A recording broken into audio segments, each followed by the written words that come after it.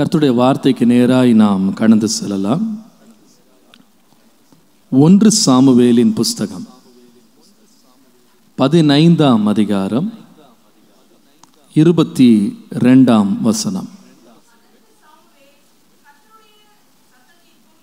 கீழ்ப்படுகிறதை பார்க்கிலும் சர்வாங்க தகனங்களும் பலிகளும் கர்த்தருக்கு பிரியமாய் இருக்குமோ? பலியை பார்க்கிலும் கீழ்ப்படிதலும் ஆட்டுக்கடாக்களின் நினத்தை பார்க்கிலும் செவி கொடுத்தலும் உத்தமம். பலியை பார்க்கிலும் கீழ்ப்படிதலும் ஆட்டுக்கடாக்களின் நினத்தை பார்க்கிலும் செவி கொடுத்தலும் உத்தமம். நம்முடைய தேவன் நம்முடைய பணத்தையோ, நம்முடைய பலத்தையோ, நம்முடைய சாதுரியத்தையோ, நாம் அவருக்கு காணிக்கையாய் படைக்கும் எதையுமே அவர் மதிப்பதை காட்டிலும் அதிகமான முக்கியத்துவத்தை தேவன் எதற்கு தருகிறார் என்று இந்த வசனம் சொல்லுகிறது என்றால், கீழ்ப்படிதல், அவருடைய சத்தத்துக்கு செவி கொடுத்தல். ஆரம்ப காலம் முதலே மனிதனுடைய வாழ்க்கையிலே கர்த்தருடைய வார்த்தைக்கு செவி கொடுக்கிறது என்பது ஒரு சவாலாகவே இருந்திருக்கிறது. மனிதன் அதோடு போராடி இருந்திருக்கிறான். தேவன் அவனிடத்திலே பெரிதாய் எதுவும் கேட்கவில்லை. நான் சொல்லுகிற வார்த்தையின்படி நீ செய், அதற்கு அவன் மிகுந்த பாடுபட்டிருக்கிறான் என்பது உண்மை. உங்களுக்கு தெரியும், ஆதாம் ஏவாள் உருவாக்கப்பட்டு அவர்கள் ஏதேன் தோட்டத்திலே வைக்கப்பட்ட பொழுது அவர்கள் ஆண்டவரிடத்திலே ஒரே ஒரு கற்பனையை தான் பெற்றார்கள். நன்மை தீமை அறியத்தக்க விருட்சத்தின் கனியை நீ புசிக்காதே, புசிக்கிற நாளிலே நீ சாகவே சாவாய். ஒரே ஒரு கற்பனை தான். அந்த கற்பனையை அவர்களால் என்ன பண்ண முடியல, கீழ்ப்படியே ரொம்ப கஷ்டப்பட்டாங்க. It was a struggle, it was a challenge. Obedience is a challenge. இந்த கீழ்ப்படியாமையை தேவன் சர்வசாதாரணமாக எடுக்கிறது இல்லை. நாம் நிறைய வேளை கீழ்ப்படியாமையெல்லாம் ஒரு பெரிய பாவமா, அதெல்லாம் ஒரு பெரிய தப்பா, அதெல்லாம் ஒரு குற்றமா, எல்லாருமே தான் கீழ்ப்படியாமல் போகிறாங்க அப்படின்னு நம்ம ரொம்ப சாதாரணமாக அதை நம்ம ஒதுக்கிடுறோம். ஆனால் தேவனுடைய பார்வையில் கீழ்ப்படியாமை என்பது ஒரு பெரிய குற்றமாக இருக்கிறது. நீங்கள் 1 சாமுவேலை வாசிக்கும் போது தேவனுக்கு கீழ்ப்படியாமல் அவருக்கு எதிர்த்து நிற்பது, ரிபெல்லியன், எந்த பாவத்தோடு ஒப்பிடப்பட்டிருக்குன்னு சொன்னால் witchcraft. Rebellion is as serious as witchcraft.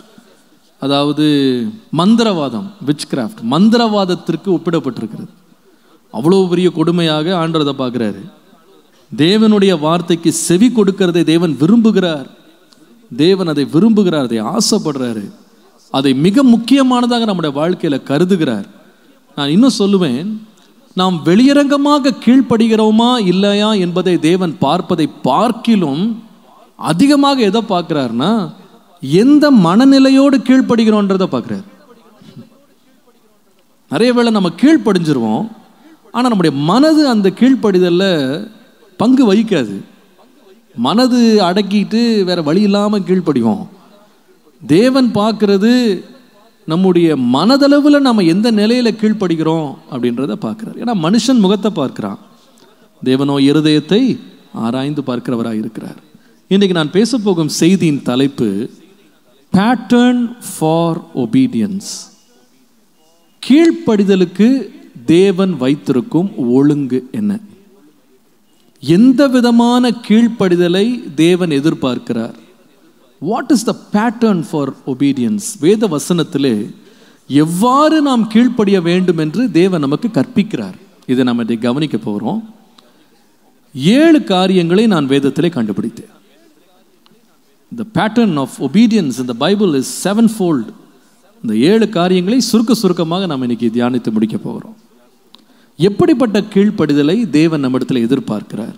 முதலாவதாக மத்தேயு 4ஆம் அதிகாரம் 18 முதல் 20 வசனங்களை வாசிக்க கேட்கலாம். இயேசு கலிலேயா கடலோரமாய் நடந்து போகையில் மீன் பிடிக்கிறவர்களாய் இருந்த 2 சகோதரராகிய பேதுரு என்னப்பட்ட சீமோனும் அவன் சகோதரன் அந்திரேயாவும் கடலில் வலை போட்டு கொண்டிருக்கிற போது அவர்களை கண்டு என் பின்னே வாருங்கள், உங்களை மனுஷரை பிடிக்கிறவர்களாக்குவேன் என்றார். உடனே அவர்கள் வலைகளை விட்டு அவருக்கு பின் சென்றார்கள். அவர் அவ்விடம் விட்டு போகையில் வேறே 2 சகோதரராகிய செபதேயாவின் மகன் யாக்கோபும் அவன் சகோதரன் யோவானும் தங்கள் தகப்பன் செபதேயாவுடனே படவிலிருந்து தங்கள் வலைகளை பழுது பார்த்து கொண்டிருக்கிற போது அவர்களை கண்டு அவர்களையும் அழைத்தார். உடனே அவர்கள் படவையும் தங்கள் தகப்பனையும் விட்டு அவருக்கு பின் சென்றார்கள். இந்த வசன பகுதியிலே ஒரு வார்த்தை 2 முறை அழுத்தம் திருத்தமாக சொல்லப்பட்டிருக்கிறது.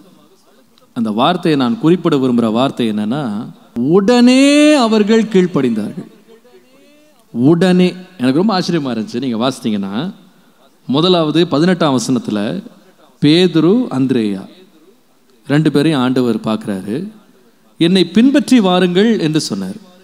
எப்போ சொன்னார் அப்படின்னு கேட்டா, அவங்க வலைகளை கடலிலே அவர்கள் போட்ட பொழுது, when they were casting the nets, அப்பதான் வலையை போடுறாங்க. அப்ப சொல்றாரு என்னை பின்பற்றி வாருங்கள். வேதம் சொல்லுகிறது, அவங்க சொல்லலை, ஆண்டவரே இப்போதானே வலையை போட்டிருக்கோம், மீனெல்லாம் பிடிச்சி எல்லாம் ஓரங்கட்டி வச்சுட்டு அம்மா வர்றோம் ஆண்டவரே அப்படின்னு சொல்லலை. போட்ட வலையை அப்படியே விட்டுட்டு உடனே அவருக்கு பின் சென்றார்கள் என்று வாசிக்கிறோம்.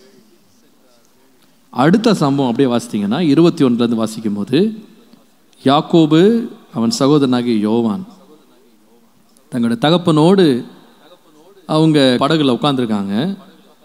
அவங்க அந்த வலையை பழுது பார்த்து கொண்டிருக்கிறாங்க. அவங்க ஒரு வேலை செஞ்சுக்கிட்டு இருக்காங்க. பழுது பார்த்துக்கிட்டு இருக்கும்போது ஆண்டவர் வந்து சொல்லுகிறாரு, என்னை பின்பற்றி வாருங்கள். அவங்க சொல்லலை, இப்போ தானே பழுது பார்த்துக்கிட்டு இருக்கோம், அதை முடிச்சுட்டு வர்றாங்க. எங்கள் அப்பா எப்படி தனியாக செய்வார், அதை முடிச்சுட்டு வர்றோம் அப்படின்னு சொல்லலை. பழுது பார்த்து கொண்டிருந்த வலையை விட்டு விட்டு உடனே அவருக்கு பின்பாக சென்றார்கள். What is God's pattern for obedience? நாம் கீழ்ப்படிவதற்கு தேவன் எதிர்பார்க்கும் நியதி என்ன, வரமுறை என்ன அப்படின்னு கேட்டிங்கன்னா, நம்பர் 1, ஒபீடியன்ஸ் வித்தவுட் டிலே. தாமதமின்றி கீழ்ப்படிதல். ஒரு பரிசுத்தவான் இவ்விதமாய் சொல்லுவார், delayed obedience is disobedience. தாமதித்து கீழ்ப்படிவது கீழ்ப்படியாமையே என்று சொல்லுவார். நம்ம வாழ்க்கையில் ஆண்டவர் ஒரு வார்த்தையை பேசுவாரானால், ஒரு காரியத்தை செய்ய சொல்லுவாரானால், அவர் சொல்லுகிற நேரத்தில் நாம் உடனே செய்ய வேண்டும் என்றுதான் அவர் சொல்லுகிறார். அவர் ஒரு வார்த்தையை சொல்லிட்டு இன்னொரு நாள் உனக்கா வசதி வரும்போது உனக்கா தோணும் போது செய்ப்பா அப்படின்னு விட்டுற மாட்டார். குறித்த காலத்தில் பேசுவார். பேசினதை உடனே செய்வதற்காக தான் பேசுகிறார். அதனால தான் வேதத்தில் வாசிக்கிறோம், சமயத்துக்கு ஏற்ற வார்த்தை என்று வாசிக்கிறோம். சமயத்துக்கேற்ற வார்த்தையை கர்த்தர் பேசுகிறார். அதனால தான் எபிரேயர் 3:15 வாசிக்கிறோம், இன்றைக்கு அவருடைய சத்தத்தை நீங்கள் கேட்பீர்களானால், கோபாக்கினை நாளிலே தங்கள் இருதயத்தை கடினப்படுத்தினவர்களை போல உங்கள் இருதயத்தை என்ன பண்ணாதீங்க, கடினப்படுத்தாதீங்க, உடனே செவி கொடுங்க. உடனே செவி கொடுங்க. நல்லா கவனிங்க, நம்முடைய ஆண்டவர் வந்து எல்லாவற்றையும் அதினதின் காலத்திலே நேர்த்தியாய் செய்கிறார். பாருங்க, நாளைக்கு நாம செய்ய வேண்டியதை ஆண்டவர் நாளைக்கு பேசுவார். இன்னைக்கு செய்ய வேண்டியதை இன்னைக்கு பேசுவார். 10 வருஷம் கழிச்சு செய்ய வேண்டியதை 10 வருஷம் கழிச்சு ஆண்டவர் பேசுவார். He is never ahead of time. He never misses the time frame. He is always on time. சரியான வேளையிலே சரியான காரியத்தை செய்து முடிக்கும்படி நம்முடைய தேவனாகிய கர்த்தர் நேர்த்தியாக சரியான காலத்திலே அவர் பேசுவார். அப்படிப்பட்ட ஒரு நேர்த்தியான தேவன் ஒரு வார்த்தையை பேசுவாரானால் அந்த பேசுகிற வார்த்தைக்கு உடனே செவி கொடுக்க வேண்டியது அவசியம். அப்படிப்பட்ட கீழ்ப்படுதல் தான் ஆண்டவர் விரும்புகிறார். நீங்கள் அப்போஸ்தலர் 24ஆம் அதிகாரம் 24-25 வசனங்களை நீங்கள் வாசிப்பீர்களானால், அங்கே ஃபெலிக்ஸ் என்பவர் துருசில்லா என்று சொல்லுகிற தன்னுடைய மனைவியோடு ஒரு பெரிய ராஜா இந்த சுவிசேஷகனாகிய பவுல், கைதியான பவுலை விசாரிக்கும்படி காவலில் அடைத்து வைத்திருக்கிறான். அப்பொழுது இந்த ராஜாவினுடைய மனைவி யூத ஸ்திரீ, யூத வழக்கங்கள் தெரிந்தவள். இயேசு கிறிஸ்துவை குறித்து இந்த மனிதன் பிரசங்கம் பண்ணுறதை கேட்ட உடனே, ஏன் நம்ம ஒரு முறை அவர் சொல்கிறத கேட்கக்கூடாதுன்னு சொல்லி இவ்வளோ பெரிய ஒரு ஊழியக்காரனை வெறும் கணவன் மனைவி மாத்திரம் உட்காந்து சுவிசேஷ அறிவிக்கும்படி சொல்லுகிறார்கள். இவ்வளோ பெரிய பாக்கியம் இது. 14 நிருபங்களை எழுதின மனுஷன், பூமியில பல இடங்களுக்கு சுவிசேஷத்தை எடுத்துக்கொண்டு போன மனிதன், இயேசுவை முகமுகமாய் தரிசித்த மனுஷன், அவருடைய சத்தத்தை கேட்ட மனுஷன், தேவனால் நேரடியாக அழைக்கப்பட்ட ஒரு மனுஷன், அற்புதங்கள் அடையாளங்களை கர்த்தருடைய நாமத்தினால் செய்த அப்போஸ்தலனாகிய பவுல், யாருக்கும் வெளிப்படுத்தப்படாத சத்தியங்களை, ரகசியங்களை தேவனிடத்திலிருந்து பெற்றவன், இப்பொழுது பிரசங்கம் பண்ணுகிறான். 2 பேர் தான் அந்த கூட்டத்திலே, 2 பேர், கணவன் மனைவி உட்கார்ந்துருக்கிறாங்க. 2 பேருக்கு அப்போஸ்தலனாகிய பவுல் பிரசங்கம் பண்றார். இயேசு கிறிஸ்துவின் சுவிசேஷத்தை பிரசங்கம் பண்ணும் பொழுது அப்போஸ்தலனாகிய பவுல் அந்த வசனங்களில் நாம் வாசிக்கிறோம். 25ஆம் வசனத்துல அவன் நீதியை குறித்தும் தேவனுடைய பொறுமையை குறித்தும் தேவன் கொண்டு வரப்போகும் நியாய தீர்ப்பை குறித்தும் அவன் பேசி கொண்டிருக்கையில் ஃபேலிக்ஸ் மிகவும் பயம் அடைந்து விட்டான். அதை கேட்ட உடனே அவனுக்கு அந்த வசனம் பயமுறுத்தினது. உடனே அவன் சொன்னான், இப்பொழுது நீ போகலாம், எனக்கு சமயம் வாய்க்கும் போது உன்னை நான் அழைப்பிக்கிறேன். வசனம் ரொம்ப நல்லா இருக்குப்பா, ஆனால் இன்னைக்கு நான் அதை கேட்க முடியாது. என்ன, இன்னொரு நாள் எனக்கு வசதி வரும்போது நான் திரும்ப அந்த பிரசங்கத்தை நான் கேட்டுக்கிறேன், அதன்படி செய்கிறேன்னு சொல்லி அனுப்பிட்டான். ஆனால் வேதனை என்னன்னா, அனுப்பின பவுல் இன்னொரு முறை அவனுக்கு பிரசங்கம் பண்ணுறதுக்கோ அவன் மனம் திரும்புறதுக்கோ வாய்ப்பு கிடைக்கல. தேவன் ஒரு வசனத்தை அனுப்புவாரானால், ஒரு வார்த்தையை கேட்க பண்ணுவாரானால், அந்த நிமிஷம், அந்த நாள் நமக்குன்னு குறிச்ச நாள். அந்த நாள் அந்த வசனத்துக்கு செவி கொடுத்துடணும். நாளைக்கு என்ன நடக்கும் நமக்கு தெரியாது. இன்றைக்கு அவருடைய சத்தத்தை கேட்டா நாளைக்கு தள்ளி போடவே கூடாது. பாருங்க, ஒரு வாகனத்தை எடுத்துட்டு நீங்க ரோட்ல போகும்போது அங்க ஒரு சிக்னல் ரெட்ல போட்டிருக்கு, வண்டியை நிறுத்திருக்கீங்க, ரெட்டா வண்டி நின்றுடுச்சு. சிக்னல் கிரீன் போட்ட உடனே, எப்போ வந்தாங்க அடிக்கடி போடுவாங்க கிரீன்ல, நம்ம போகலாம் பொறுமையான்னு சொல்லி உட்காந்துருப்பீங்களா? கிரீனை போட்ட உடனே என்ன பண்ணுவீங்க? போடுறதுக்கு முன்னாடியே கிளப்பிக்கிட்டு போவீங்களா இல்லையா? ஆமாம். அப்போ கர்த்தருடைய வசனம் மாத்திரம் பிரசங்கப்படும் போது இன்னொரு முறை கேட்டுக்கலாம் அப்படின்னு சொல்றது சரியல்ல. அந்த இன்னொரு முறை என்று சொல்லுகிற வாய்ப்பு கிடைக்கலாம், கிடைக்காம போகலாம். நல்லா கவனிங்க, வசனத்தை தேவன் அனுப்புகிறார், ஆனால் கேட்கிற மனுஷனுடைய காலம் மனுஷனுடைய கையில் இல்லை. இன்றைக்கு வசனத்தை கேட்கிறவர்கள் இன்னொரு முறை இதே வசனத்தை கேட்கிறவர்களுக்கு வாய்ப்பு கிடைக்குமா அப்படின்றதுக்கு நிச்சயம் கிடையாது. காலம் நம்முடைய கையில் இல்லை. நாளை நடப்பதை நாம் அறியோமே. நாட்கள் பொல்லாதவைகள் ஆனபடியால் காலத்தை பிரயோஜனப்படுத்திக் கொள்ளுங்கள். வசனம் தேவன் அனுப்புறாருன்னா உடனே செவி கொடுக்க வேண்டும். ஒரு நல்ல சம்பவம் அப்போஸ்தலர் நடபடிகள் இருக்கிறது, நம்ம எல்லாம் அறிந்திருக்கிறோம். கந்தாகே என்று சொல்லுகிற ஒரு ராஜஸ்திரீனுடைய மந்திரி, அவன் ஒரு முறை எருசலேமிலே கர்த்தரை ஆராதித்து விட்டு அவன் தன்னுடைய ரதத்திலே அவன் திரும்பி அவன் தேசத்துக்கு போய் கொண்டிருக்கிறான். அவன் ரதத்தில் தேவ பக்தி உள்ளவனாக ஏசாயா நிருபத்தை வாசித்து கொண்டிருக்கிறான். அவன் வாசித்து கொண்டிருக்கிறதை பார்த்த கர்த்தர் அவனோடு இடைப்படும்படி பிலிப்பு என்கிற ஊழியக்காரனை அந்த ரதத்தோடு சேர்ந்து கொள்ளும்படி தேவன் அனுப்புகிறார். அப்போ பிலிப்பு கூடவே ஓடுகிறான். அவரை பார்த்து கேட்குறான், ஐயா நீங்கள் வாசிக்கிறது உங்களுக்கு விளங்குதா அப்படின்னு கேட்டான். எனக்கு யாராவது ஒருத்தர் விளக்கி சொல்லாவிட்டால் எனக்கு எப்படி விளங்கும் என்று அந்த கந்தாகையின் மந்திரி சொன்ன உடனே, நான் உங்களுக்கு விளக்கி தருகிறேன் என்று சொன்னார். ஏறுப்பா வாகனத்தில்னு சொல்லி ரதத்தில் ஏற்றி கொண்டான். அவங்க பிரயாணம் பண்ணி கொண்டிருக்கும் பொழுது இந்த பிலிப்பு என்கிற தேவனுடைய ஊழியன் கர்த்தருடைய வசனத்தை, இயேசு கிறிஸ்துவின் ரட்சிப்பை குறித்து, ஞானஸ்நானத்தை குறித்து அவனோடு பேசி கொண்டிருக்கிறான். வழியில் இந்த மனுஷன் இந்த வசனம் தன்னிடத்தில் பிரசங்கிக்கப்படுகிறதை கேட்ட உடனே அவனுக்கு மனம் பூரிப்பாகிறது. அந்த இயேசுவை நான் ஏற்றுக்கொள்ள வேண்டும், அந்த இயேசுவோடு நான் உடன்படிக்கை செய்ய வேண்டும், அவரோடு நான் வாழ வேண்டும், அவருக்காக என் வாழ்க்கையை ஒப்புக் கொடுக்க வேண்டும் என்று மனுஷன் தீர்மானம் எடுத்தான். வண்டி போய்கொண்டே இருக்கிறது. ஒரு இடத்துல வந்த உடனே அந்த மனுஷன் பார்த்து சொல்லுகிறான், அங்கே ஒரு தண்ணி துறவு, பெரிய வாட்டர் இது இருக்குது, நிறைய தண்ணி இருக்குது. அதை பார்த்த உடனே சொல்லுகிறான், இதோ தண்ணீர் இருக்கிறது, ஞானஸ்நானம் எடுக்க எனக்கு தடை என்ன என்று கேட்டான். அந்த ரதத்தை நிறுத்த சொல்கிறான். நிறுத்த சொல்லிட்டு 2 பேரும் இறங்கி தண்ணீருக்குள்ளே போய் உடனே ஞானஸ்தானம் எடுத்தாங்க. ஞானஸ்தானம் எடுத்து வேதம் சொல்லுகிறது, அவங்க கரையேறி வரும் பொழுது பரிசுத்த ஆவியானவர் பிலிப்பை கொண்டு போயிட்டார். ஆனால் இந்த மனுஷனோ சந்தோஷமாய் தன் வீட்டுக்கு போனான்.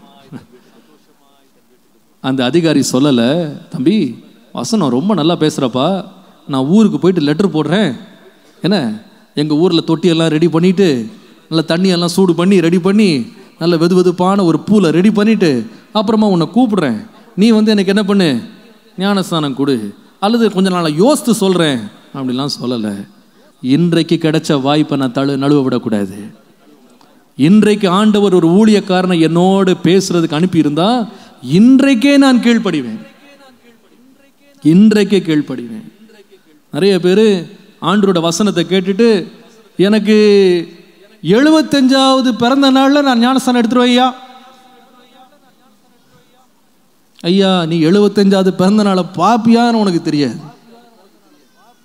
75வது பிறந்த நாளில் நீங்கள் ஞானஸ்தானம் எடுக்கணும் அப்படின்னா ஆண்டு 75வது பிறந்த நாளில் உங்கள்கிட்ட பேசுவார். ஆனால் இன்றைக்கு பேசுகிறாருன்னா இன்றைக்கு நீங்கள் கீழ்ப்படினோன்னு அர்த்தம். ஆமேன். நிறைய பேர் பர்த்டேல எடுப்பேன், வெட்டிங் டேல எடுப்பேன், நல்ல நாள் எடுப்பேன், புது வருஷத்தில் எடுப்பேன், பழைய வருஷத்தில் எடுக்க மாட்டேன். புது வருஷமா பழைய வருஷமா கர்த்தர் இன்றைக்கு பேசுகிறது தான் உனக்கு நல்ல நாள் வாழ்க்கையில். அல்லேலூயா. இன்றைக்கு தான் நல்ல நாள். இதுவே கர்த்தர் உண்டு பண்ணின நாள். இதுவே அனுக்கிரக காலம். கர்த்தர் கீழ்ப்படிதலை மாத்திரம் எப்படி எதிர்பார்க்கிறாருன்னா, பேசிட்டாரா, சத்தம் நம்மளுக்கு நேரம் வந்துருச்சா, உடனே கீழ்ப்படுகிறான். ஆண்டவரே நான் தாமதிக்க மாட்டேன். தேவன் எப்படிப்பட்ட கீழ்ப்படுதலை மட்டும் எதிர்பார்க்கிறாருன்னு சொன்னா, obedience without delay, தாமதம் இல்லாத ஒரு கீழ்ப்படிதலை கர்த்தர் நம்மகிட்ட எதிர்பார்க்கிறார். இன்றைய காலையில் இந்த ஆராதனையில் வந்துட்டு தேவனுக்கு கீழ்ப்படியும் காரியங்கள்ல ஏதாவது தாமதமாக்கி நீங்க நாள் குறிச்சிட்டு வந்திருந்தீங்கன்னா கர்த்தர் உங்கள்கிட்ட பேசுறார். நாள் குறிக்கும் வேலை உன்னுடைய வேலை அல்ல. நான் பேசும்பொழுது கீழ்ப்படி. இந்த நாள் கர்த்தர் உனக்கு உண்டு பண்ணின நாள். அல்லேலூயா. இந்த நாள் உனக்கு மனமகிழ்ச்சியா மாறணும்னா இன்றைக்கு அவர் சத்தத்தை கேட்டால் இருதயத்தை கடினப்படுத்தாதீங்க. உடனே கீழ்ப்படிந்தால் ஜீவனை கண்டடைவீர்கள். அல்லேலூயா. கர்த்தருடைய நாமத்திற்கு மகிமை உண்டாவதாக. முதலாவது obedience without delay, தாமதம் இல்லாத கீழ்ப்படிதல் தேவனுக்கு பிரியமான கீழ்ப்படிதல். நம்பர் 2, இரண்டாவது, தேவன் ஏற்கும் கீழ்ப்படிதல் எப்படிப்பட்டது? எபிரேயர் 11ஆம் அதிகாரம் 7ஆம் வசனம் வாசியுங்கள். 11:7.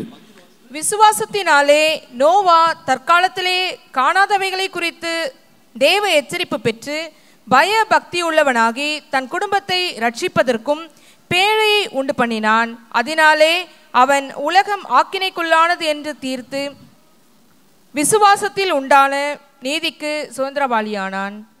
விசுவாசத்தினாலே நோவா தேவ எச்சரிப்பை பெற்று தன் குடும்பத்தை பாதுகாக்கும்படி பேழையை உண்டு பண்ணினான். ஆண்டவர் பேழையை செய் என்று சொன்னவுடனே கேள்வி எழுப்பாமல் அதை செய்து முடிக்க முழுவதுமாய் கீழ்ப்படிந்தவன் நோவா. எனக்கு இந்த சம்பவம் ரொம்ப ஆச்சரியமா இருந்தது. இந்த நோவா ஆண்டவருடைய சத்தத்தை பேழையை உண்டு பண்ணும்படி கேட்கும்போது இதுவரைக்கும் அவன் பேழையை அவன் பார்த்தது கிடையாது. பேழை எப்படி இருக்கும், அதோடைய பணி என்ன, அது எதுக்காக ஒருத்தங்க செய்வாங்க, அதில் எப்படி பயணம் பண்ணுவாங்க, அது எப்படி பயணம் ஆகும், மேலே அப்படியே போகுமா, தரையிலே போகுமா, அது ஊர்ந்துக்கிட்டு போகுமா, மிதந்துக்கிட்டு போகுமா, ஒன்றும் தெரியாது. A ship has never been created before. அதற்காக ஒரு தேவையே உருவாகவில்லை. ஏன்னா ஆண்டவர் சொல்றாரு, இந்த பூமி முழுவதையும் நான் எப்படி அழிக்க போகிறேன்? ஜல பிரளயத்தினால் அழிக்க போகிறேன், தண்ணீரினால் அழிக்க போறேன், வெள்ளத்தினால் அழிக்க போறேன். இப்போ அந்த வெள்ளம் எப்படிங்க வரும்? எப்படி வரும் வெள்ளம்? அவனுக்கு தெரியாது. இன்னும் சொல்ல போனா அந்த வெள்ளம் எப்படி வரும்னா மழை பெய்து வரும். அந்த மழை எப்படி வரும்னு அவனுக்கு தெரியாது. ஏன் அப்படின்னு கேட்டீங்கன்னா, வேத வசனத்தின்படி நோவாவின் காலம் வரைக்கும் பூமியில மழை பெய்யவே இல்லை. வேதம் சொல்லுகிறது தேவன் பனியை அனுப்பி தான், பெரும் பனியை அனுப்பி பூமியை நனைத்தார்.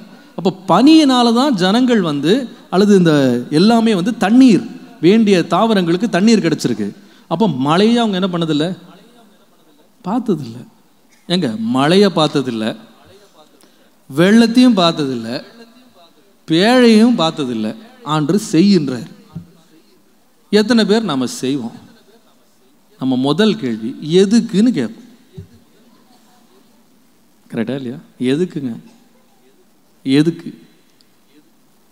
ஆச்சரியமா இருந்துச்சாங்க அதை படிக்கும்போது. நம்ம பிள்ளைங்களுக்கெல்லாம் இன்னைக்கு 2.5 வயசுலலாம் நம்ம ப்ரீகேஜியில் போட்டு அவங்களுக்கு ஒரு ரைம் சொல்லி கொடுப்பாங்க.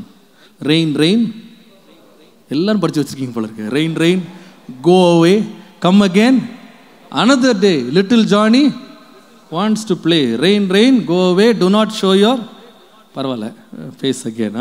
சரி, போயம் நமக்கு எல்லாருக்கும் தெரியும். இது வந்து சின்ன பிள்ளைக்கு ஊட்டுறாங்க. இதான் ரெயின்னா இப்படி வரும். அப்போ அந்த பிள்ளைய பார்த்தீங்கன்னா மழையை பார்த்த உடனே அது உடனே இந்த பாட்டு பாட ஆரம்பிக்குது. இல்லை, நீங்கள் பார்த்துருப்பீங்க அது பிள்ளைங்க பாடுறத. சரி, அது சொல்லி கொடுத்ததுனாலையும் பார்த்ததுனாலையும் மழைன்னா என்னன்னு அதுக்கு தெரியும். கொஞ்சம் வளர்ந்த உடனே நம்மளுக்கு ரெயின் ரெயின் கோவே பாடம் வராது. வளர்ந்த பிறகு ரெயின் எப்படி வருது அப்படின்னு சொல்லி நம்மளுக்கு சொல்லிக் கொடுப்பாங்க. இல்லை, எப்படி வருது, எப்படி மழை உருவாகுது அப்படின்னு சொல்லி கொடுப்பாங்க. அதை நம்ம கற்றுக்கொள்கிறோம், சயின்டிஃபிக்காக தெரிஞ்சுக்கிறோம். இப்போ இதில் வந்து நம்ம மழை எவ்வளோ வரும், எத்தனை சென்டிமீட்டர் பெய்யும், எங்கே காற்றழுத்தம் ஜாஸ்தி இருக்குது, இதுக்கெல்லாம் நம்ம ஆயத்தமாக இருக்குது. நமக்கு மூளை வேலை செய்யும். அதுக்கு போட்டு செய்ய சொன்னால் கூட பரவாயில்ல. இப்போல்லாம் சென்னையில் இருந்தால் கூட போட்டு ரெடியாக வச்சுருக்கணும் போல இருக்குது. என்ன அப்படி இருக்குது.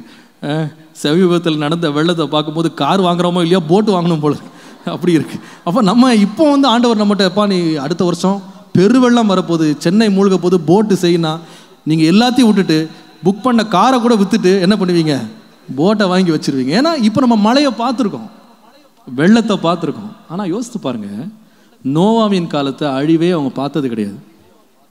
மழை கிடையாது, ஒரு இடி மின்னல் அவங்க பார்த்ததில்லை, கருமேகங்களை பார்த்ததில்லை. மழை மேலேருந்து வருமா கீழேருந்து வருமானு தெரியாது, எப்படி வரும் மழைன்னா என்னன்னு கூட தெரியாது, வெள்ளத்தை பார்த்ததில்லை. ஆனால் ஆண்டவர் சொல்கிறாரு பேழையை செய். சரி, பேழைனா நீங்கள் நினச்சிடாதீங்க என்னமோ சின்னதாக பேழை 2 பேர் உட்காந்துட்டு இழுத்துட்டு போகிற மாதிரி பேழைன்னு நினைக்காதீங்க. செஞ்ச ஆண்டவர் செய்ய சொன்ன பேழை வந்து பயங்கரமான ஒரு ஸ்ட்ரக்சர். அது இன்றைய கணக்கின்படி கிட்டத்தட்ட 500 அடிக்கு மேலான நீளம். அப்படின்னு சொன்னால் நம்ம ஆலயத்தை மாதிரி 5 மடங்கு பெருசு. அகலம் வந்து கிட்டத்தட்ட 120 அடி, அது நம்முடைய ஆலயத்தை விட 2 மடங்கு. உயரம் வந்து கிட்டத்தட்ட 52 அடி. அப்படின்னா நம்ம ஆலயத்தின் கூரையை விட ஏறத்தாழ 2.5 மடங்கு. இவ்வளோ பெரிய ஸ்ட்ரக்சரை மழை வருமா வராதா, மழைனா என்னன்னே தெரியாத ஒரு மனுஷன் கட்டுறாருன்னா யோசித்து பாருங்க எப்படி கட்டியிருப்பாருன்னு. ஊரில் இருக்கவங்க அதை வாழ்த்திட்டு போயிருப்பானா, ஏன் இந்த கிட்ட கிறுக்கு ஏதாவது பிடிச்சிட்டா, வீட்டை கட்டுறதை விட்டு இவ்வளோ பெருசாக கட்டி வச்சுருக்கானே, இருக்க 8 பேருக்கு எதுக்கு 500 அடிக்கு வீடு கட்டுவான். இது மிதக்க வேற போதா, எங்கேயா மிதக்கும், தரையில் கட்டி விட்டு எங்கே மிதக்கும், என்னென்ன பரிகாசம் பண்ணியிருப்பான் யோசித்து பாருங்க.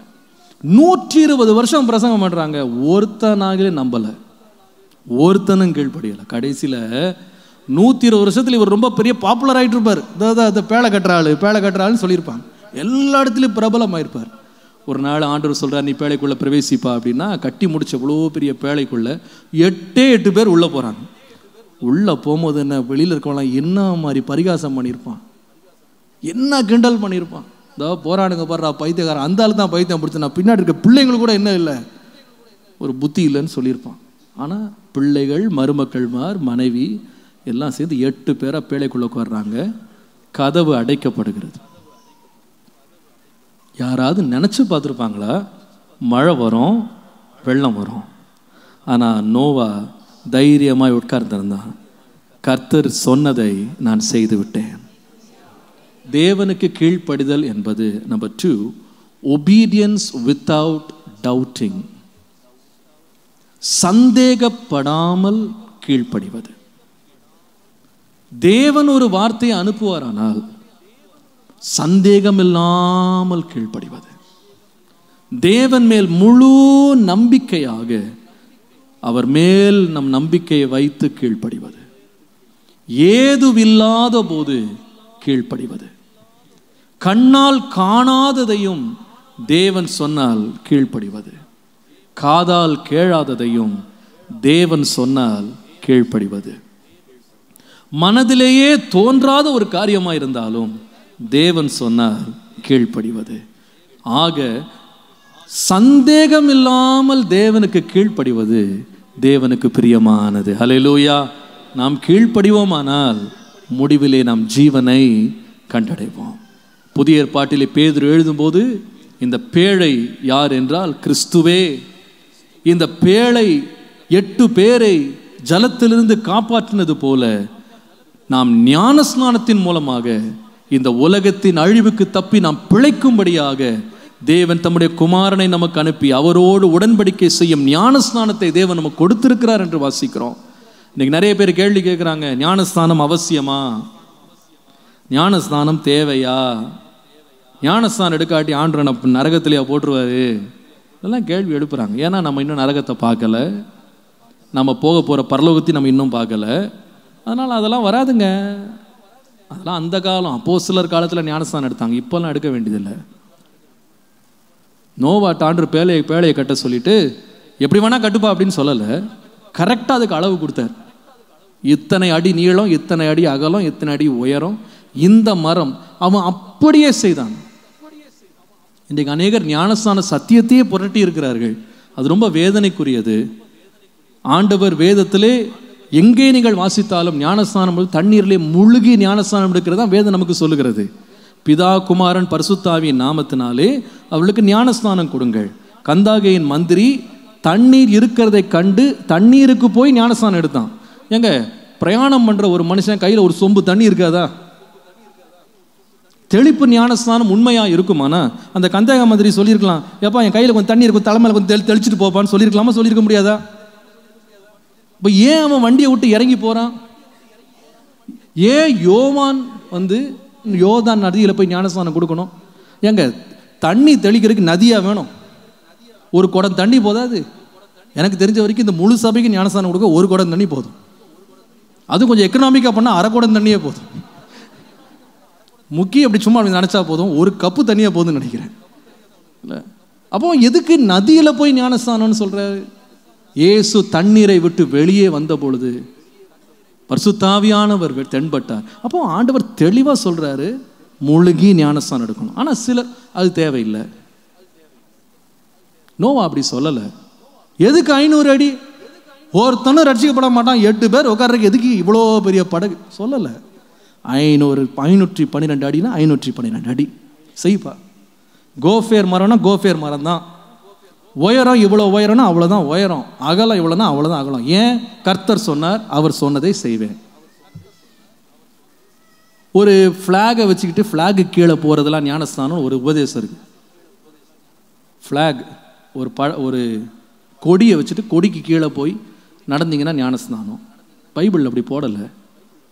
தண்ணியை தெளிச்சுட்டு ஞானஸ்நானம் பைபிளில் போடலை. குழந்தைக்கு ஞானஸ்நானம் கொடுக்கறத பற்றி பைபிளில் போடலை. ஞானம் வந்ததுக்கு அப்புறமா இயேசு கிறிஸ்துவை ஏற்றுக்கொண்டு மனஸ்தாபப்பட்டு பாவ மன்னிப்புக்கென்று எடுக்கிற ஞானஸ்நானம். அந்த ஞானஸ்நானத்துக்கு நாம சந்தேகப்படாமல் கீழ்ப்படிவது தான் தேவனுக்கு பிரியமான கீழ்ப்படிதல். அல்லேலூயா. நம்ம வாழ்க்கையில் தேவன் எந்த பாதையில் நம்மளை நடத்தினாலும் சில காரியங்கள் ஆண்டு நம்மளுக்கு செய்ய சொல்லுவார். அது நம்ம புத்தி கெட்டாத காரியமாக இருக்கலாம், நம்ம கண்ணில் பார்க்காத காரியமாக இருக்கலாம், நம்முடைய காலத்தில் தென்படாத காரியமாக இருக்கலாம். ஆனால் கர்த்தர் பேசுவார். ஆனால் அதற்கு கீழ்ப்படிய நாம் சந்தேகம் இல்லாமல் முன்னேறும்போது தேவன் அதை அங்கீகரிக்கிற கீழ்ப்படிதலாக அது மாறுகிறது. கர்த்தருடைய நாமத்துக்கு மகிமை. இந்த காலையில் என் சத்தத்தை கேட்டுக்கொண்டிருக்கிற யாராவது இதுவரைக்கும் நீங்கள் ஞானஸ்நானம் எடுக்காமல் அல்லது சரியான ஞானஸ்நானம் எடுக்காமல் நீங்கள் வந்து உட்கார்ந்துருப்பீங்களானா கர்த்தர் உங்களோட பேசுகிறார். இன்றைக்கு காலையில் நீ கீழ்ப்படி. பாஸ்டர், நான் இன்னும் கொஞ்ச நாள் போய் ஆராய்ச்சி பண்ணி நான் எல்லாத்தையும் ரிசர்ச் பண்ணி நான் ஞானஸ்நானம் எடுக்கிறேன். அந்த ரிசர்ச்சுக்குள்ளே நீங்கள் இருப்பீங்களான்னு தெரியாது. அதனால் நீங்கள் இருக்கிற காலத்தில் இன்றைக்கு ஆண்டவர் கொடுத்த நேரத்தை பயன்படுத்தி கர்த்தர் சொல்லுகிற வார்த்தைக்கு சந்தேகம் இல்லாமல் உடனே ஞானஸ்நானம் எடுக்க வேண்டியது அவசியம். எந்த காரியத்திலையும் கர்த்தர் பேசினாலும் உடனே கீழ்ப்படிந்து சந்தேகம் இல்லாமல் முன்னேற வேண்டியது அவசியம். கர்த்தருடைய நாமத்துக்கு மகிமை உண்டாவதாக. மூன்றாவது ஒரு கீழ்ப்படிதல் இருக்கு, தேவனுக்கு பிரியமான ஒரு கீழ்ப்படிதல். ஆதியாகமம் 37:13 பாருங்க. 37:13, 37:13. அப்பொழுது இஸ்ரவேல் யோசேப்பை நோக்கி, உன் சகோதரர் சீகேமிலே ஆடுகளை மேய்க்கிறார்கள் அல்லவா, உன்னை அவர்களிடத்திற்கு அனுப்ப போகிறேன், வா என்றான். அவன் இதோ போகிறேன் என்றான். அவன் இதோ போகிறேன் என்றான். இன்னொரு விதத்தில் அதை சொல்லணும்னா, அப்பா உடனே போகிறேன் என்று சொன்னான். I am ready, I am going right now என்று சொன்னான். இங்கே யோசேப்பினுடைய கீழ்ப்படிதலை பற்றி பார்க்கிறோம். இந்த கீழ்ப்படிதல் எப்படிப்பட்டதுன்னு சொன்னா, அப்பா கட்டாயப்படுத்தாத ஒரு கீழ்ப்படிதல், கட்டாயம் இல்லாமல் மனப்பூர்வமாக நான் போகிறேன் என்று சொல்லுகிற கீழ்ப்படிதல். I call this obedience without duress, without compulsion. கட்டாயம் இல்லாமல், யாரும் நம்மை வற்புறுத்தாமல் நாம் கீழ்ப்படுகிறது தேவனுக்கு பிரியமான ஒரு கீழ்ப்படிதல்.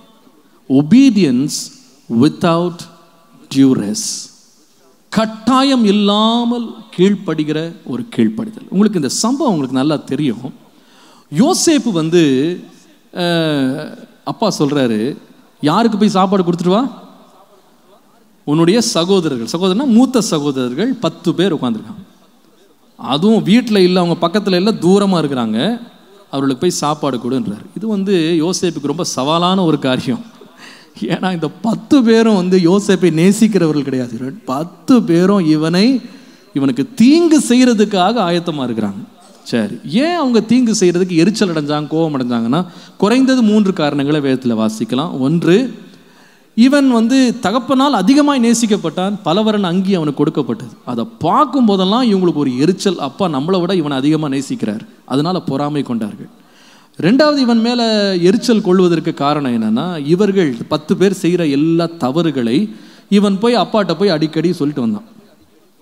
என்னடா இவன் நம்ம கூடவே இருந்து நம்ம இப்போ செய்கிறதெல்லாம் பார்த்துக்கிட்டு அப்பாட்ட போய் இப்படி சொல்லி கொடுத்துட்டு வர்றானேன்னு அவன் மேலே பயங்கரமான எரிச்சல். இது 2வது. இது எல்லாத்துக்கும் மகுடம் சூட்டுற மாதிரி 3வது, இந்த பையன் வந்து அப்பாட்டையும் இவன்கிட்ட வந்து சொல்கிறான், ஒரு சொப்பனம் கண்டேன்றான். என்ன சொப்பனம்டா அப்படின்னு கேட்டால், 11 நட்சத்திரங்கள், சூரியன், சந்திரன் எனக்கு முன்னால் வணங்குதுன்னா.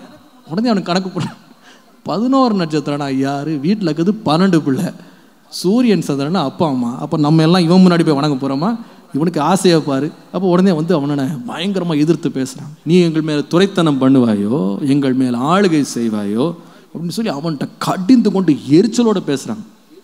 சின்ன பையன் நம்மளை வந்து அவன் முன்னாடி வணங்கணும்னு வேறு ஆசைப்படுறான்.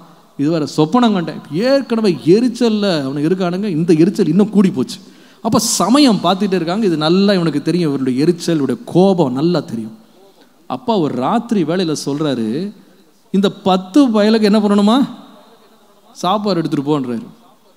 ஏங்க நான் போவோமாண்ணா, அப்பா எத்தனை வேலைக்காரன் இருக்கான், அந்த வேலைக்காரன்ட்ட கொடுத்து விடுங்க, அல்லது ஒரு 5 பேர் எனக்கு கூட அனுப்பிச்சி விடுங்க, நான் என்ன பண்ணுறேன் எடுத்துகிட்டு போகிறேன். ஆனால் அப்பா நீ எடுத்துகிட்டு போனார். எந்த டிஸ்கஷனும் பண்ணல. அப்பா கட்டாயப்படுத்துறதுக்கெலாம் அவன் விடவே இல்லை. சரி எடுத்துகிட்டு போகிறான்ப்பா அப்படின்னு சொல்லிட்டு 10 பேருடைய சாப்பாடு எடுத்துகிட்டு போகிறான்.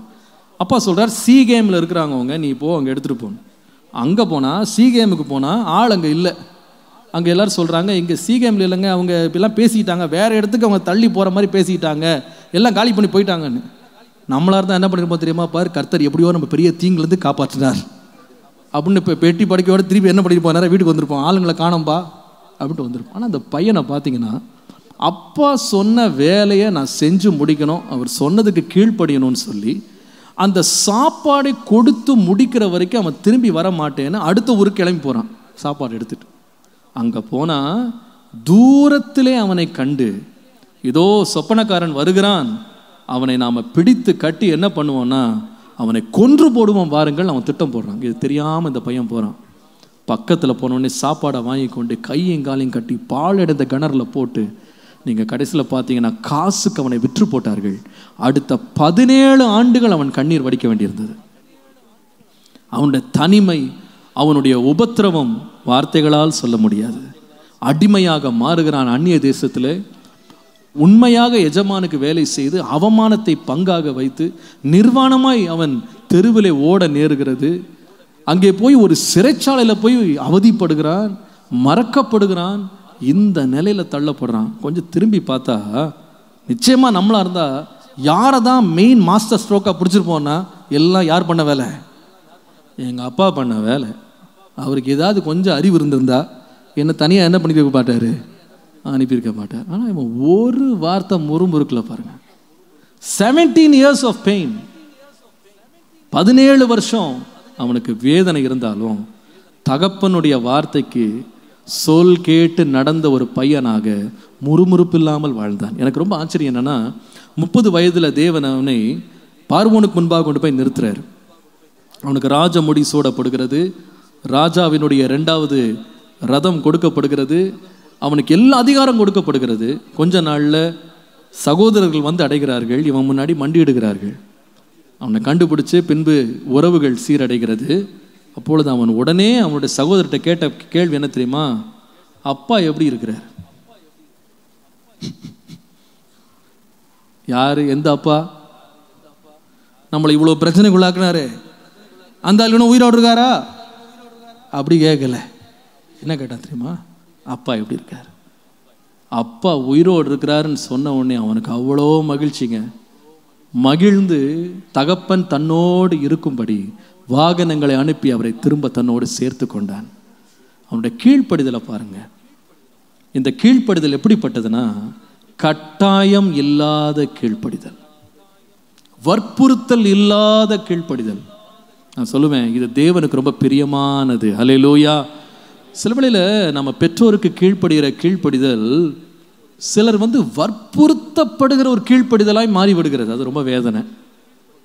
அநேக பெற்றோர் தங்கள் பிள்ளைகளுக்கு ஒரு முறை அல்ல பல முறை சொல்ல வேண்டியிருக்கு, ஒரு சின்ன வேலை செய்ய வைக்கிறது. செஞ்சிட்டியா செஞ்சிட்டியா செஞ்சிட்டியா செஞ்சிட்டியா, கடைசியில் நீ ஒன்றும் செய்ய வேணா, நானே செஞ்சுக்கிறேன் போ. உடனே நம்ம பிள்ளைகள் அப்படியே அம்மா ரொம்ப சந்தோஷம், நீங்கள் செஞ்சிட்டீங்க, வெரி குட் அப்படின்னு சொல்லி காலை நீட்டி ரொம்ப சந்தோஷமாக இருக்கிறார்கள். சில பேர் என்ன பண்ணுவார்கள்னா, சொன்னதையும் செய்ய மாட்டார்கள். சரி நானே செய்கிறேன்னு அம்மா போனால், சரி எனக்கு ஒரு வேலைக்கு அதையும் சேர்த்து செஞ்சு எடுத்துட்டு வாங்க அப்படி அவங்களே வேலை வாங்கி உட்கார்ந்துருக்கிறார்கள். அப்படி ரொம்ப கெட்டிக்கார பிள்ளைகளாய் நம்ம பிள்ளைகள் இருக்கிறார்கள். ஆக மொத்தம் கீழ்ப்படிய மாட்டோம் என்று தீர்மானத்தில் இருக்கிறார். ஆனால் யோசேப்பு அப்படி இல்லை. எப்படின்னா மனப்பூர்வமாய் கீழ்ப்படிந்தான். எப்போ தெரியுமா? ஆபத்து தன்னை சூழ்ந்திருக்கும் போது மனப்பூர்வமாய் கீழ்ப்படி. பாருங்க, ஆண்டவருக்கு ரொம்ப பிடித்த கீழ்ப்படிதல் என்னன்னா, மனப்பூர்வமாக நம்ம கீழ்ப்படுகிறது தான். பாருங்க, ஆண்டவர் யாரை வேணாலும் கட்டாயப்படுத்தி தான் நினைச்சதை செய்ய வைக்க ஆண்டவரால் முடியுமா முடியாதா? நம்ம நிறைய வருஷம் தேவரி நீ சகலமும் செய்ய அப்படின்னு அர்த்தம் என்ன தெரியுமா? நம்மளையும் என்னையும் செய்ய வைக்க வல்லவர். நம்ம மூளை இருக்கு பாருங்க, அது ரிமோட்லாம் ஆண்டவர்கிட்ட தான் இருக்கு. பிடிச்சி திருப்பினார்னு வச்சுக்கிட்டுங்களேன், எங்கே நடந்து போகிறோம் நமக்கே தெரியாது, பாட்டுக்கு நடந்து போகும். எதை தூக்குறோம் எதை போடுறோன்னே தெரியாது. ஆண்டவர் நினைச்சா நம்ம மூளையை ஒரு ரிமோட்டில் வச்சு திருப்பினார்னா எதுவும் பேசிலாம் செய்ய வேண்டியதில்லை, அவர் ஆட்டோமேட்டிக்காக செய்ய முடியும். ஆனால் ஆண்டவர் எப்படி தான் கீழ்ப்படிய வைக்கணும்னு விரும்புகிறாருன்னா, நாமே சுயமாக மனப்பூர்வமாக கீழ்ப்படினோன்னு விரும்புகிறார். வேதம் சொல்கிறது, ராஜாவின் இருதயம் கர்த்தருடைய கருத்தில் இருக்கிறது, அது எப்படி வேண்டாலும் அது திருப்புவாராம். பட் அவர் எப்படி செய்கிறார்னா, மனப்பூர்வமாக நீ கீழ்ப்படுகிறாயா. பாருங்க, நம்ம காணிக்க கொடுக்கும்போது கர்த்தருக்கு நம்ம ஏதாவது செய்யணும்னு நினைக்கும் போது கூட அதை கூட தேவன் மனப்பூர்வமாக தான் செய்யணும்னு விரும்புகிறார். கட்டாயத்திலலாம் கிடையாது. நமக்கு தெரிந்த வசனம் தான் 2 கொரிந்தியர் 9:7 வாசிக்கும் போது, கர்த்தருக்கு கொடுக்கும் பொழுது அவன் விசனமாயும் அல்ல கட்டாயமாயும் அல்ல, தன் மனதில் நியமித்தபடியே கொடுக்க கடவன், உற்சாகமாய் கொடுக்கிறவனிடத்திலே தேவன் பிரியமா இருக்கார். புதிய ஏற்பாட்டில் மாத்திரம் இல்லை, பழைய ஏற்பாட்டில் இந்த கற்பனை தான். நீங்கள் யாத்திராகமத்தின் புஸ்தகம் 35:5 வாசித்தீங்கன்னா, அங்கே யாராவது ஒருவன் உற்சாக மனது உள்ளவனாய் மன விருப்பம் உள்ளவனாய் கர்த்தருடைய ஆலயத்திற்காக அவன் கொண்டு வந்து பொன் வெள்ளி எதை கொடுத்தாலும் அதை கேட்டு வாங்கும்படி ஆண்டவர் சொன்னார். அப்போ நம்ம எதை செஞ்சாலும் மனப்பூர்வமாக செய்யணும் அப்படின்னு ஆண்டவர் விரும்புகிறார்.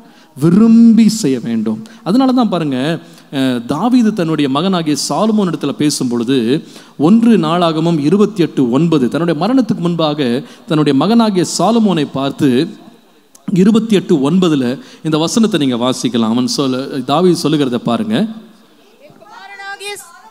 என் குமாரனாகிய சாலமோனே,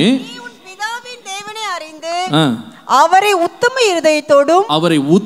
இருதயத்தோடும் உற்சாக மனதோடும்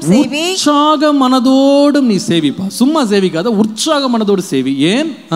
கர்த்தர் எல்லா இருதயங்களையும் ஆராய்ந்து நினைவுகளின் தோற்றங்கள் எல்லாம் அறிகிறார். போதும் எல்லா நினைவுகளை பாருங்க. மனுஷன் வந்து ஒரு காரியத்தை செய்ய சொல்லும் பொழுது நம்ம செஞ்சுட்டோமா இல்லையான்னு மட்டும் தான் பார்க்குறாங்க. இல்ல, நம்ம சொன்னதை செஞ்சு முடிச்சிட்டோமா அப்படின்னு பார்க்குறாங்க. நம்ம சேவிக்கிறோமா இல்லையா அப்படின்னு தான் பார்க்குறாங்க. வேலைக்கு வந்தோமா இல்லையா அதுதானே பார்க்குறாங்க. அட்டெண்டன்ஸ் விழுந்துருச்சா, நம்ம லாகின் பண்ணிட்டோமா அதுதான் மனுஷன் பார்க்குறான். ஆனால் சாலமோனுக்கு தாவீது சொல்லும் பொழுது நீ சேவிப்பா, கர்த்தரை சேவி. எப்படி சேவினா உற்சாக மனதோடு சேவி. ஏன்னு சொன்னால் நீ மனதில் உற்சாகத்தோடு செய்றியா இல்லையான்னு சொல்லி உன் இருதயத்தை தேவன் ஆராய்ந்து பார்க்கிறார். அதனால் நீ செய்கிறத சந்தோஷமா செய், உற்சாகமா செய், தேவனை சார்ந்து நீ செய். கர்த்தருடைய நாமத்திற்கு மகிமை உண்டாதாக. நான் சொல்லுவேன், நம்முடைய கீழ்ப்படிதல் கட்டாயத்தின் பேரிலே அல்ல, உற்சாகத்தோடு நாம் கீழ்ப்படிய கர்த்தர் நமக்கு அருள் புரிவாராக. பாருங்க, இந்த யோனா கீழ்ப்படிந்தான். எப்படி கீழ்ப்படிந்தான்னா அவன் கர்த்தர் சொன்னதை கடைசியாக செஞ்சுட்டான். அதாவது கர்த்தர் சொன்னார், நினிவேக்கு போய் நீ என்ன பண்ணு, வரப்போகும் அழிவை குறித்து நீ பிரசங்கம் பண்ணு. அங்கே 1,20,000 பேர் அழிய போகிறாங்கன்னு சொன்ன உடனே போய் சொன்ன வேலையை போய் செஞ்சுட்டான். ஆனால் சந்தோஷமாக செஞ்சானா, மனப்பூர்வமாக செஞ்சானா? இல்லைங்க. அவன் வாங்கின டிக்கெட்டு தர்சீசுக்கு, ஆண்டர் போக சொன்னது நினிவேக்கு. இவன் வேறு வழியாக ரூட்டில் போனால் ஆண்டர் வழியிலே என்ன பண்ணார், வண்டியை நிறுத்திட்டார். புயல் வந்து காற்று அடித்து தூங்கிட்டு இருக்கவனே எழுப்புறாங்க, ஆயா வெளியே அப்படின்னு. மேலே வந்தால் ஒரே கடல் கொந்தளிக்குது, எங்கே பக்கம் போகிறதே தெரியல. அப்பம் கூட பாருங்கள் இவனுக்கு மனம் திரும்பலை. நம்ம நினிவே பக்கமாக போகலாம்ப்பா, வண்டியை திருப்பி சரியாயிடும்னு சொல்லலை பாருங்கள். தூக்கி போடுங்க எல்லாம் சரியாயிடும் அப்படின்றான். இவன் நினச்சா இதோட கதை முடிஞ்சிடும். ஆனால் ஆண்டவர் அடுத்த வண்டியை பாயிண்ட் டு பாயிண்ட் அனுப்பியிருந்தார் கீழே. இவன் மேலேருந்து குதிச்சா கீழே நீர்மூழ்கி கப்பல் போல் வருது. அப்படியே அவனை பிக்கப் பண்ணுது. உள்ளே உட்காந்து ஜோம் பண்ணுறான், ஆண்டவரே என்ன மன்னியும். அவன் நினச்சான் சரி ஆண்டவர் திருப்பி நம்மளை பழைய இடத்துக்கு கொண்டு போய் விட்டுருவாருன்னு பார்த்தா ஒரு நாள் வாந்தி பண்ணுதான். கக்கி விட்டா வெளியே வந்து பார்த்தா நினிவே நிற்குது. என்னடா இது, நம்ம ஆண்டவர் விடமாட்டார் போல இருக்கே. நான் நினச்சி பார்த்தேன் இன்னைக்கு காலைல இதை படிச்சுட்டு இருக்கும்போது, இவன் யோசித்திருப்பான், நம்ம தண்ணிக்குள்ளே இருந்தால் பெரிய மீன் அனுப்பி விட்டார், இப்படியே திருப்பி போக பார்த்தா புலிகிளி வந்து கடிச்சிட போகுதுன்னு ஒரே ஓட்டம் உள்ளே ஓடிட்டான்னு நினைக்கிறேன் நான். அது பயந்து தான், எங்கேயும் தப்பிக்க முடியாதுன்னு சொல்லி பயந்து போய் உள்ளே போய் இது நகரம் அழிய போகிறது, உங்கள் பாவத்தை விட்டு மனம் திரும்புங்கள் பயங்கரமாக முழக்கிறார். வெளியே வந்து நினைக்கிறார் இவனுங்க எங்கே திருந்த போகிறானுங்க. பார்த்தா 1,20,000 பேர் என்ன பண்ணுறாங்க, மனம் திரும்பிடுறாங்க. இவன் பாருங்க, இவ்வளோ பெரிய சக்ஸஸ்ஃபுல் மினிஸ்ட்ரி, ஒரே நாளில் இத்தனை 1000 பேரை கர்த்தருக்கு ஆதாயப்படுத்தின மனுஷன், அந்த ஊழிய முடிவில் என்ன இல்லை அவன் வாழ்க்கையிலனா சந்தோஷம் இல்லைங்க. அவன் எப்படி அந்த புஸ்தகம் முடியுது பார்த்தீங்கன்னா, நான் உயிரோடு இருப்பதை பார்க்கல, சாவது எனக்கு நலம். ஏன்ப்பா உனக்கு இந்த டிப்ரெஷன், இவ்வளோ பெரிய ஊழியம் பண்ணிட்டு ஏன் இந்த டிப்ரெஷன் அப்படின்னு கேட்டிங்கன்னா, அது காரணம் என்னன்னு சொன்னால் கர்த்தருக்கு கீழ்ப்படுகிறத மனப்பூர்வமாக அவன் கீழ்ப்படியலை. கர்த்தரை சேவிக்கிறத மனப்பூர்வமாக சேவிக்கலை, கட்டாயத்தின் பேரில் சேவை பண்ணிட்டான். ஆனால் உள்ளத்திலேயோ விரக்தி.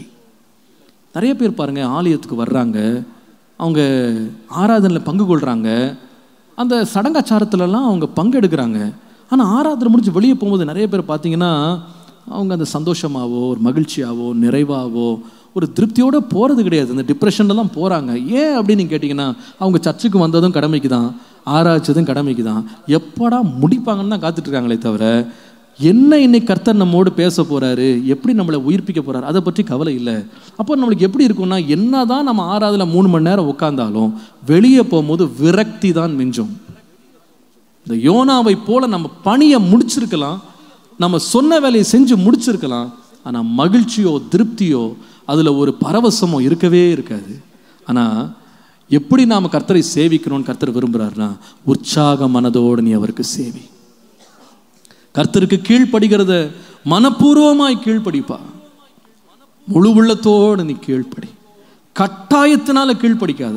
அப்படி கீழ்ப்படிந்தால் அது உனக்கு மகிழ்ச்சியையும் உயர்வையும் ஆசீர்வாதத்தையும் கொண்டு வராது. தேவன் விரும்புகிற கீழ்ப்படிதல் 3வது, obedience without duress, கட்டாயம் இல்லாத கீழ்ப்படிதல், மனப்பூர்வமான கீழ்ப்படிதல். 4வது, தேவன் விரும்புகிற கீழ்ப்படிதல் எப்படிப்பட்டது? 1 சாமுவேல் 3:8 பாருங்க. 1 Samuel chapter 3 and verse 8. கர்த்தர் மறுபடியும் 3ஆம் விசை சாமுவேலே என்று கூப்பிட்டார். அவன் எழுந்திருந்து ஏலியனிடத்தில் போய், இதோ இருக்கிறேன், என்னை கூப்பிட்டீரே என்றான்.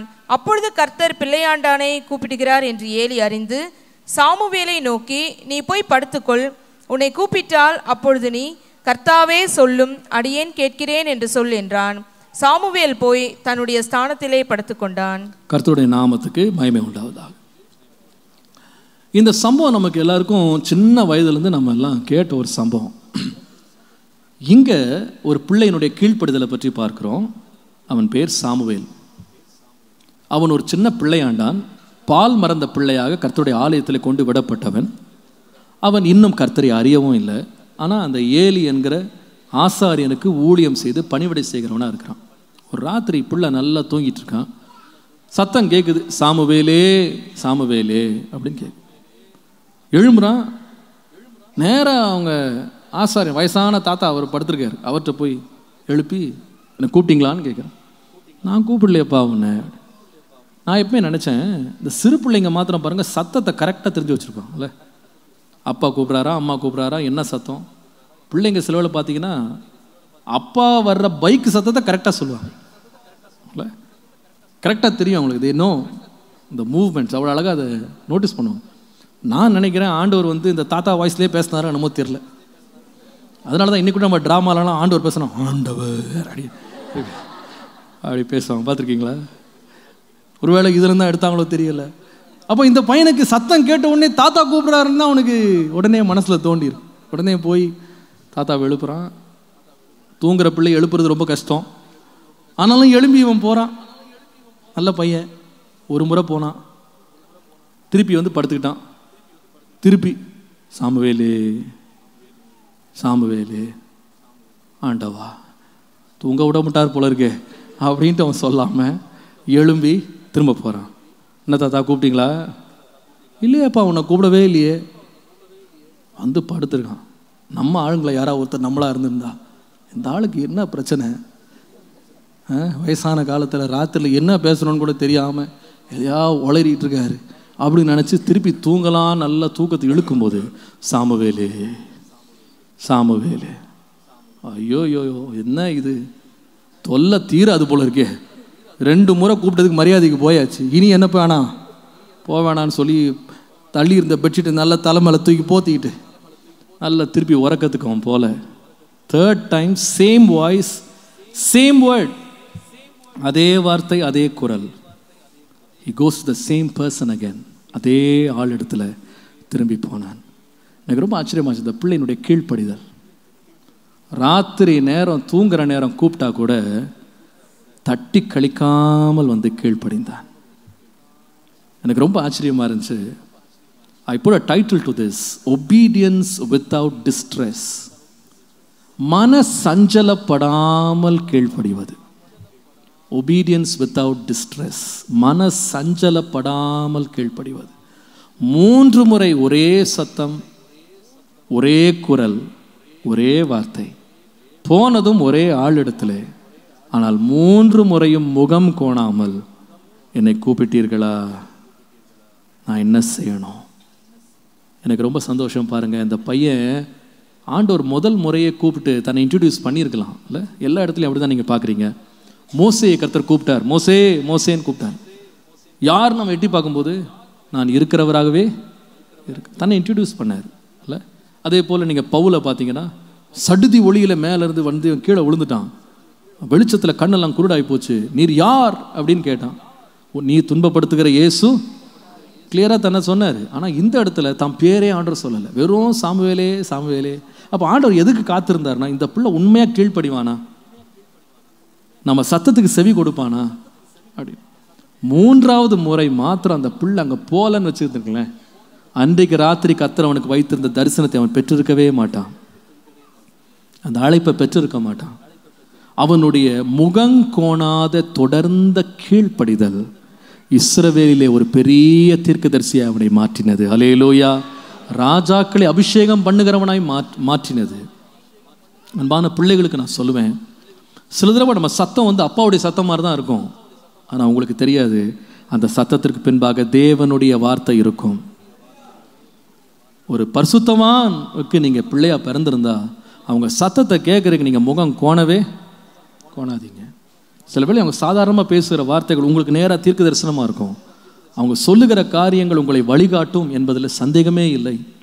கீழ்ப்படியாமையினாலே ஆசீர்வாதம் வராது, கீழ்ப்படிதலினாலே ஆசீர்வதிக்கப்படுவீர்கள். எனக்கு நான் சொல்லணும்னு வரல, திடீர்னு ஞாபகம் வருது. நான் வந்து வாலிபனாக இருக்கும்போது எனக்கு இந்த இன்ஸ்ட்ருமெண்ட்ஸ் மேலே அப்படியே பைத்தியம். அப்படி அதிலே உட்காந்து ராத்திரி பகலாக வாசித்துட்டு இருப்பேன். அப்போது இந்த ஸ்டேஜுக்கு மேலே தான் வீடு இருந்தது.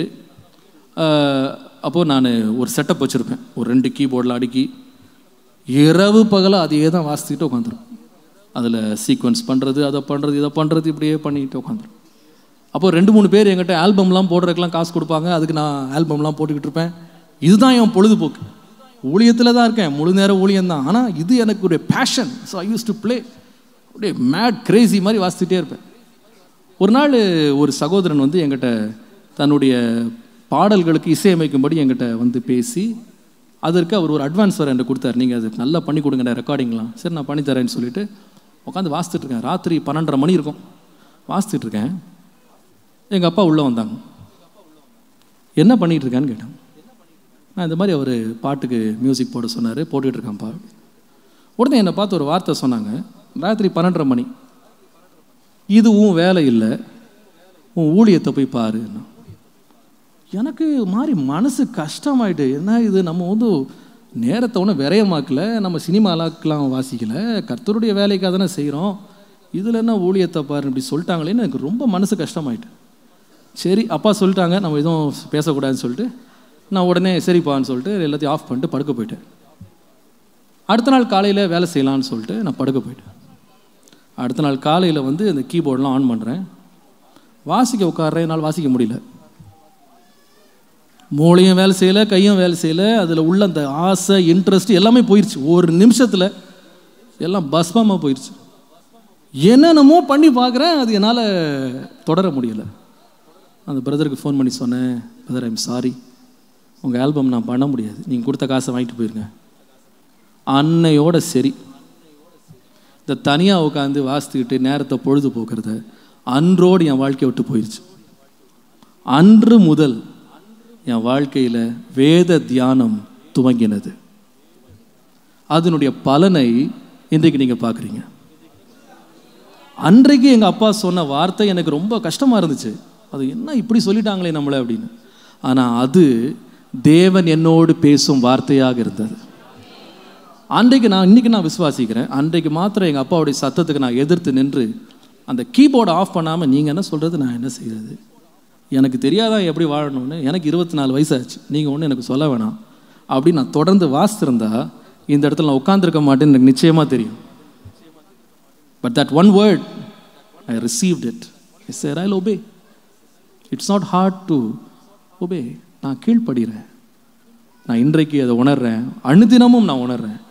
நான் உட்காந்து வேதத்தை வாசித்து தியானிக்கும் போது, தேவன் கொடுக்கும் வெளிப்படுத்தலை நான் கேட்கும்போது, ஆண்டவரே எங்கள் அப்பா மூலமாக அன்றைக்கு நீர் கொடுத்த அந்த கடினமான வார்த்தைக்காக நன்றி, என் வாழ்க்கையை திருப்பினது ஆண்டவரே. நான் உண்மையாக சொல்கிறேன், நீங்கள் கீழ்ப்படிஞ்சு பாருங்கள், மனப்பூர்வமாக கீழ்ப்படிஞ்சு பாருங்கள், மன கஷ்டப்படாமல் கீழ்ப்படிஞ்சு பாருங்கள், அவருடைய கடினமான வார்த்தைகளும் உங்களுக்கு ஆசீர்வாதமாய் மாறும். அல்லேலூயா. சில வேளையில் சின்ன காரியங்கள் ஆண்டவர் சொல்லும்போது அதுவே மனது கஷ்டம் கொண்டு வரும். சிலருக்கு பெருசு கொடுத்தாலும் மனசு கஷ்டம் வரும். இது ரெண்டுத்துக்குமே இப்போ வீட்டில் சம்பவங்கள் இருக்குது. நீங்கள் உதாரணமாக நீங்கள் லூக்கா 18:23 வாசித்தீங்கன்னா, ஒரு ஐஸ்வர்யமான வாலிபன் இயேசுவிடத்தில் வந்தான். நான் நித்திய ஜீவனை சுதந்திரிக்கிறதுக்கு என்ன செய்யணும்னு கேட்டான். உடனே அவர் சொன்னார், இயேசு சொன்னார், எல்லாம் பிரமாணத்தெல்லாம் செய்யலாம் சொல்லி முடிச்சுட்டு கடைசியில் சொன்னார், உனக்குள்ளது எல்லாத்தையும் விற்று தரித்திர கொடுத்துட்டு என்னை பின்பற்றி வா. வேதம் சொல்லுகிறது, அவன் துக்கத்தோடு போனான். இவ்வளோ பெரிய காரியம் ஆண்டவர் செய்ய சொல்லிட்டாரு அப்படின்னு ரொம்ப வருத்தத்தோடு போனான். பெரிய காரியம் செய்ய சொன்னார். இன்னொரு காரியத்தையும் நீங்கள் பழைய ஏற்பாட்டில் வாசிக்கலாம். 2 ராஜாக்கள் 5:13 வாசித்தீங்கன்னா, நாகமான் என்கிற மனுஷன் குஷ்டரோகத்தினாலே தேவ மனிதனை சந்திக்கும்படி வருகிறான். அவன் சந்திக்க வந்து தேவ மனுஷன் வெளியே வந்து கூட பார்க்கல. அவன் எதிர்பார்த்த எந்த அடையாளங்களும் செய்யலை. நீ போய் யோர்தானில் போய் 7 முறை முழுகி எழும்பி வா, உன் குஷ்டரோகம் சரியாயிடும்னு சொன்னார்.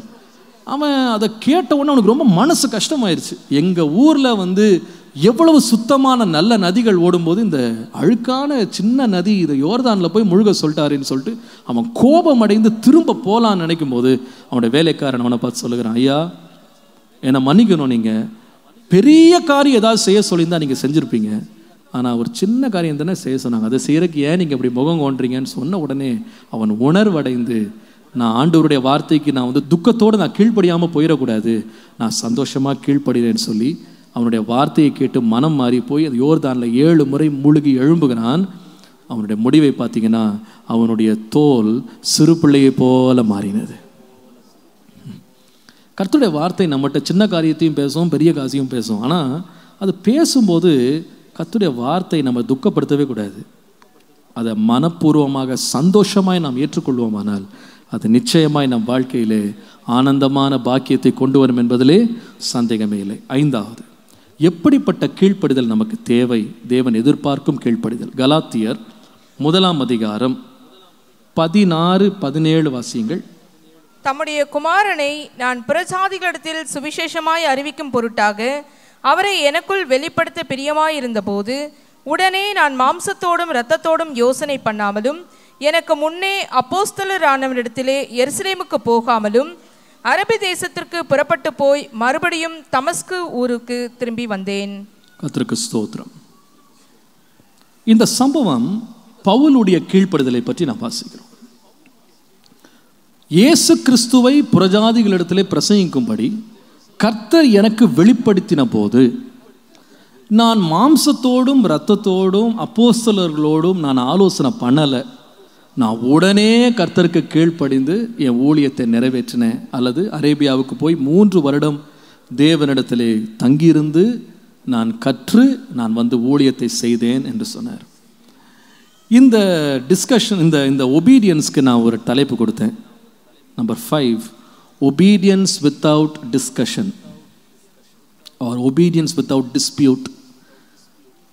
எந்த ஒரு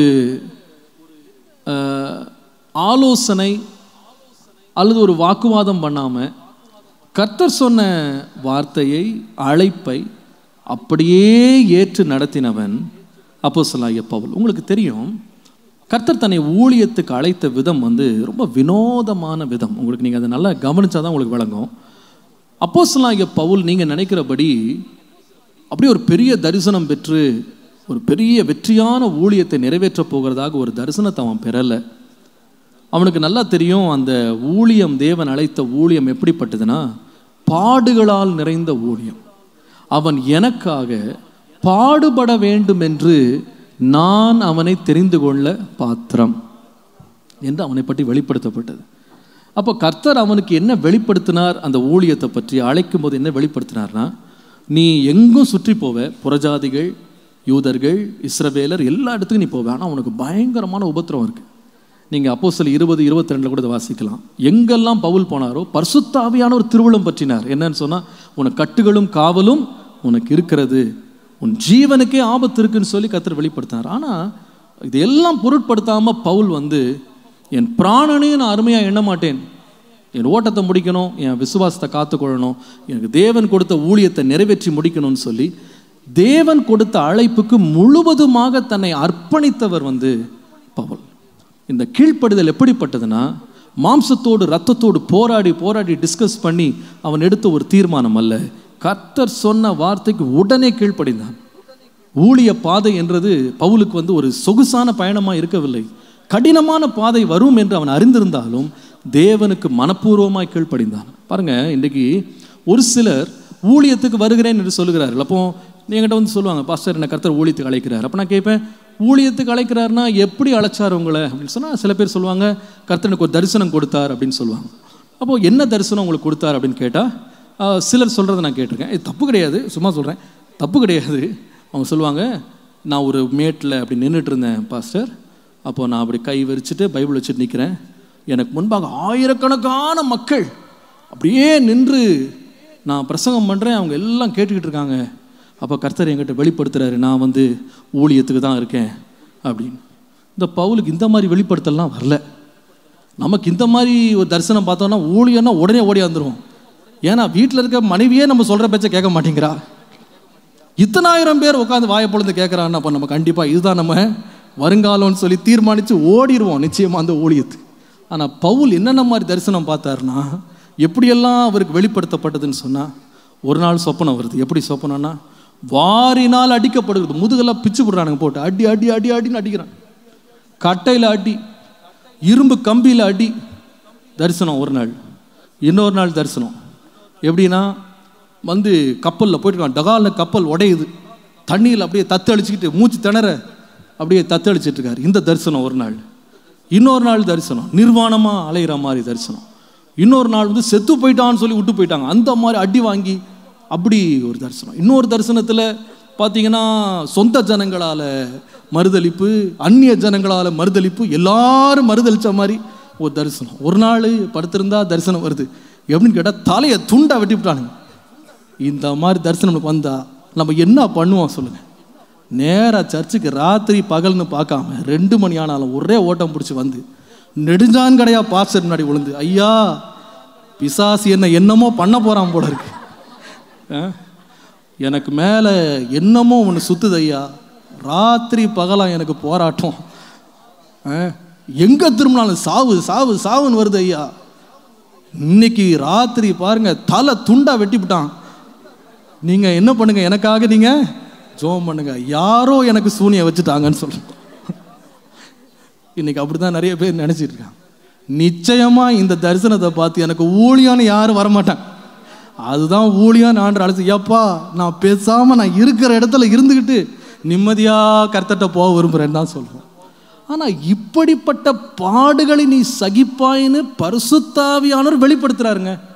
அவன் என்ன சொன்னான் தெரியுமா? இயேசு கிறிஸ்துவை அறியும் மேன்மைக்காக சகலவற்றையும் நான் நஷ்டம் என்று விட்டேன்.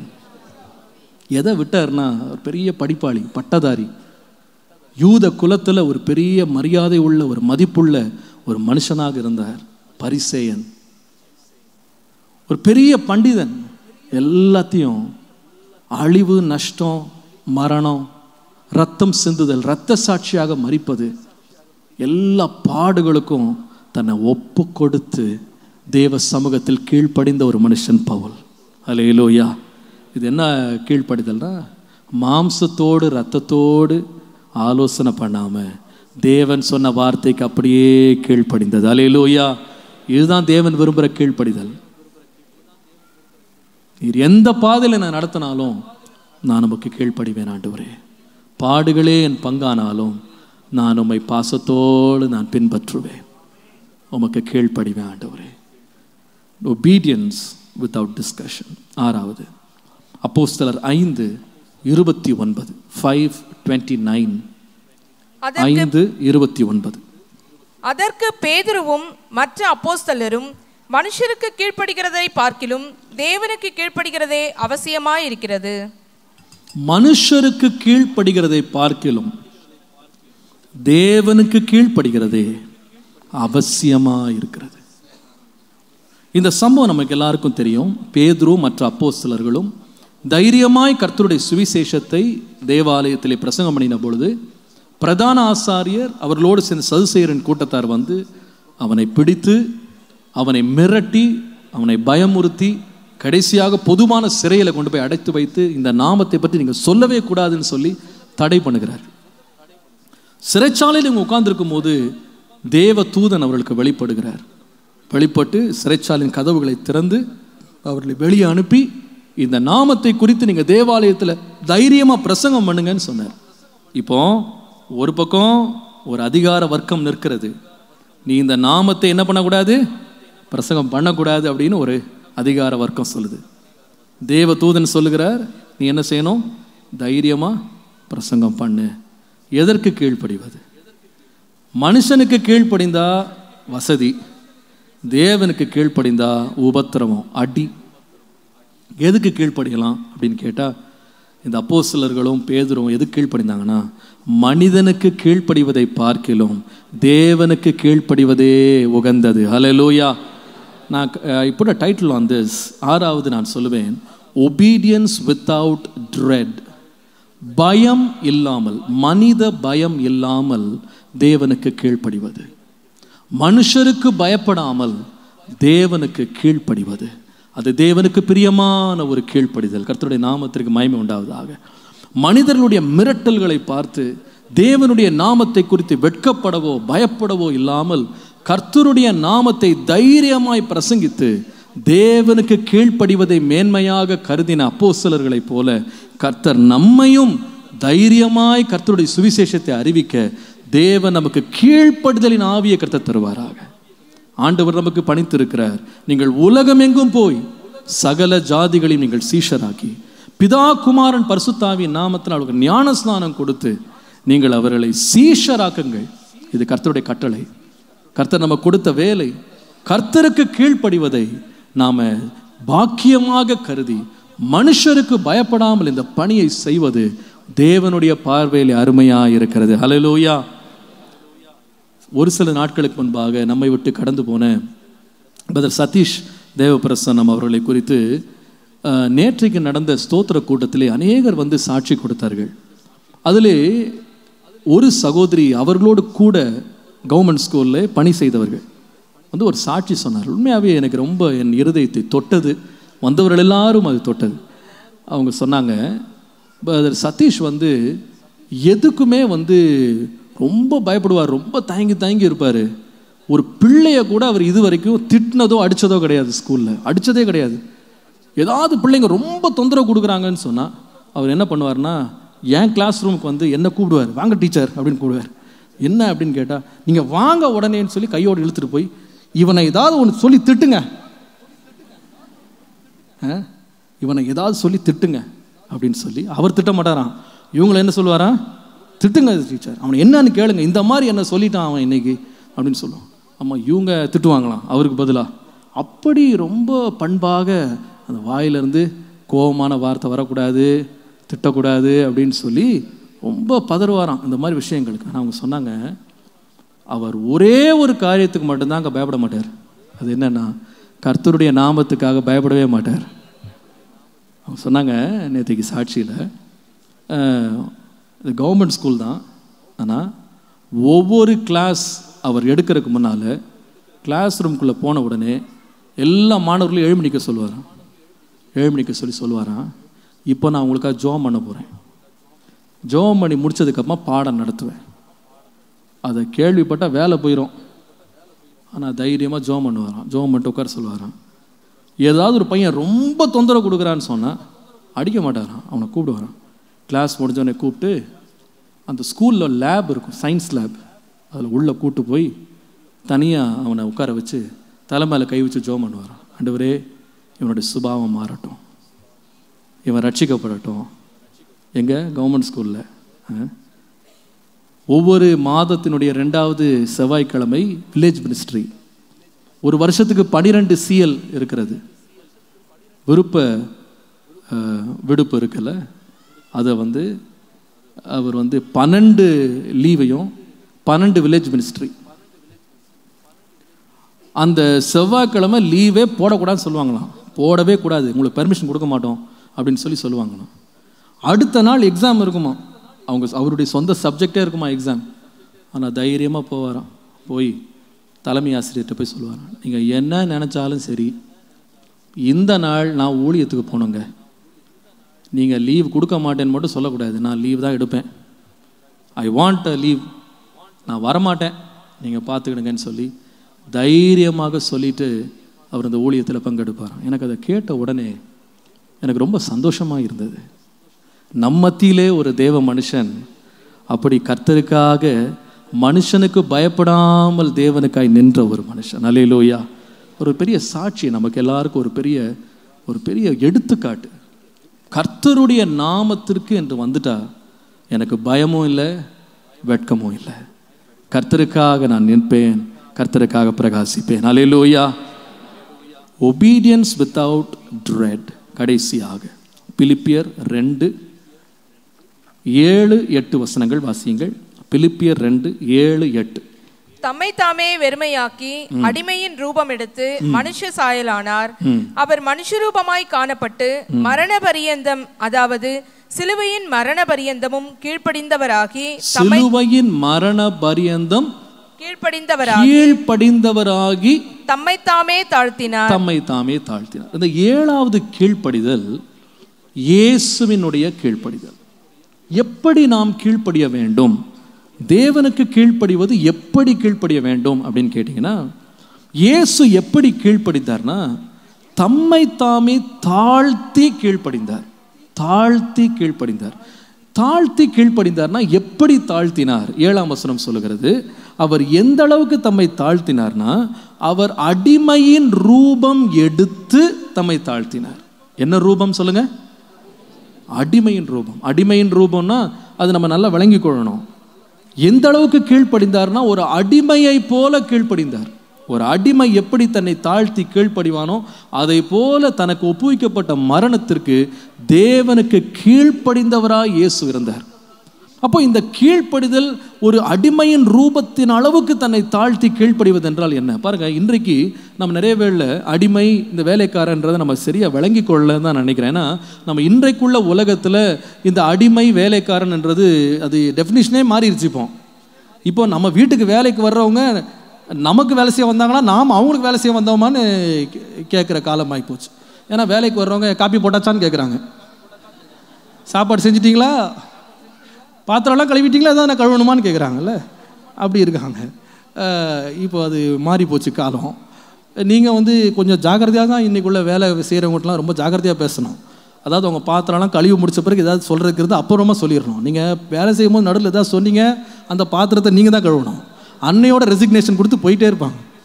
துணி துவைச்சி முடிக்கிற வரைக்கும் பொறுமையாக இருந்தால் பேசணும். நீங்கள் நடுவில் போய் ஏதாவது என்னம்மா இப்படி ஒழுங்காக துவைக்க மாட்டேங்கிறீங்கன்னு சொல்லிட்டீங்க, துணியை நீங்கள் தான் மொத்தத்தையும் ஊற போட்டதை நீங்கள் தான் அலசி காய போட்டு உங்கள் வேலையாயிரும். அதனால் நீங்கள் கொஞ்சம் பொறுமையாக ஜெபத்தோட பொறுமையாக ஆண்டவரே எனக்கு பொறுமையை தாரும் அப்படின்னு சொல்லி காத்திருந்து நீங்கள் ஜெயம் எடுக்க வேண்டும். அல்லேலூயா.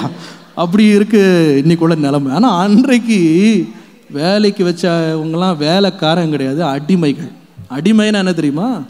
அன்றைக்கு மனிதர்களை அடிமையாய் விற்றார்கள், காசுக்கு விற்றார்கள், யோசேப்பை போல. அப்போ மார்க்கெட்டில் இன்னைக்கு எப்படி சிக்கன்லாம் கடை வச்சிருக்காங்க, அன்றைக்கு மாதிரி எங்கள் அடிமைகள் கடைகளில் வைக்கப்பட்டிருந்தாங்க. கூண்டுகளில் ஆளை பார்த்து விலை பேசி ஆளை வீட்டுக்கு எடுத்துகிட்டு போவாங்க, அடிமையாக வாங்கிட்டு போயிடுவாங்க. காசு கொடுத்து வாங்கிட்டா அவனுக்கு எல்லா உரிமைகள் போயிடும். அவன் எதுவும் பேச முடியாது, எதிர்த்து பேச முடியாது, அவன் சுய உரிமையெல்லாம் கொண்டாட முடியாது, ஒன்றும் பண்ண முடியாது. சொல்கிறத அப்படியே செய்யணும். எழுமுனா எழுமணும், படுனா படுக்கணும், சாப்பிட்னா சாப்பிடணும், சாப்பாடு இல்லைன்னா சாப்பாடு இல்லை, அவ்வளோதான். சொல்கிற வேலையை மறுப்பு தெரிவிக்காமல் செய்ய வேண்டியவன் அடிமை. இயேசு எந்த ரூபம் எடுத்தார் தெரியுமா? அடிமையின் ரூபம் எடுத்து தன்னை தானே தாழ்த்தி கீழ்ப்படிந்தார். அல்லேலூயா. நான் இதுக்கு ஒரு தலைப்பு கொடுத்தேன், ஒபீடியன்ஸ் வித்தவுட் டிமாண்ட்ஸ்.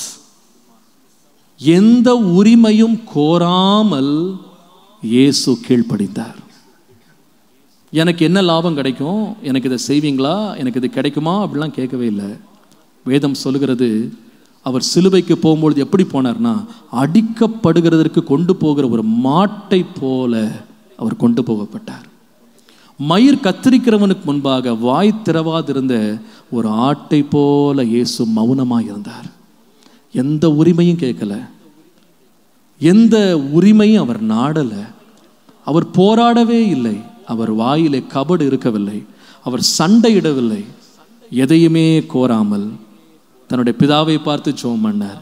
பிதாவே, இந்த பாத்திரம் என்னை விட்டு நீங்க கூடுமானால் நீங்கட்டும், ஆயினும் என் சித்தம் அல்ல உம் சித்தத்துக்கே என்னை அர்ப்பணிக்கிறேன் ஆண்டவரே, என் சுய விருப்பத்திற்கு அல்ல உம்முடைய விருப்பத்துக்கு ஒப்பு கொடுக்கிறேன் ஐயா.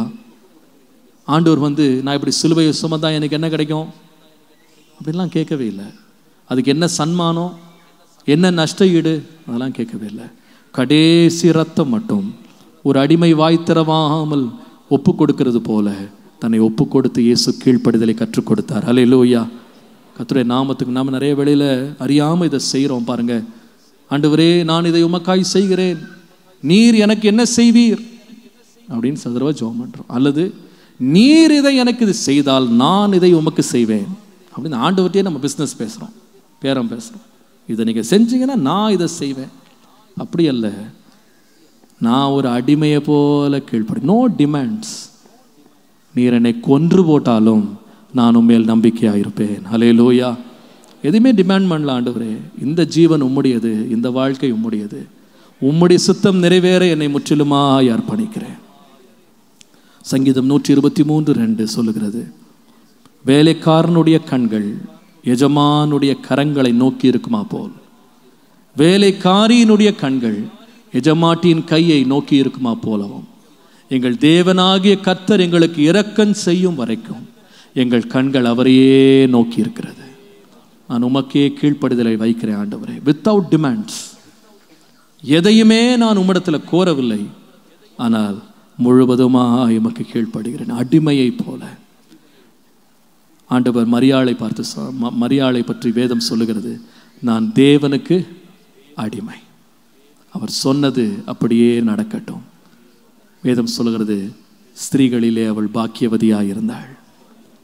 உமக்கு நான் அடிமை ஆண்டவரே, உமக்கு அடிமை. எவ்வாறு கீழ்ப்படிய வேண்டும்? கர்த்தருக்கு கீழ்ப்படிதல் என்றால் என்ன? 7 காரியங்களை நாம் கவனித்தோம். முதலாவது, தாமதம் இல்லாமல் கீழ்ப்படிவது, obedience without delay. இரண்டாவது, சந்தேகப்படாமல் கீழ்ப்படிவது, obedience without doubts. மூன்றாவது, கட்டாயம் இல்லாமல் கீழ்ப்படிவது, obedience without duress. நான்காவது, மன சஞ்சலம் இல்லாமல் கீழ்ப்படிவது, obedience without distress. ஐந்தாவது, ஆலோசனை பண்ணாமல் கீழ்ப்படிவது, obedience without discussion.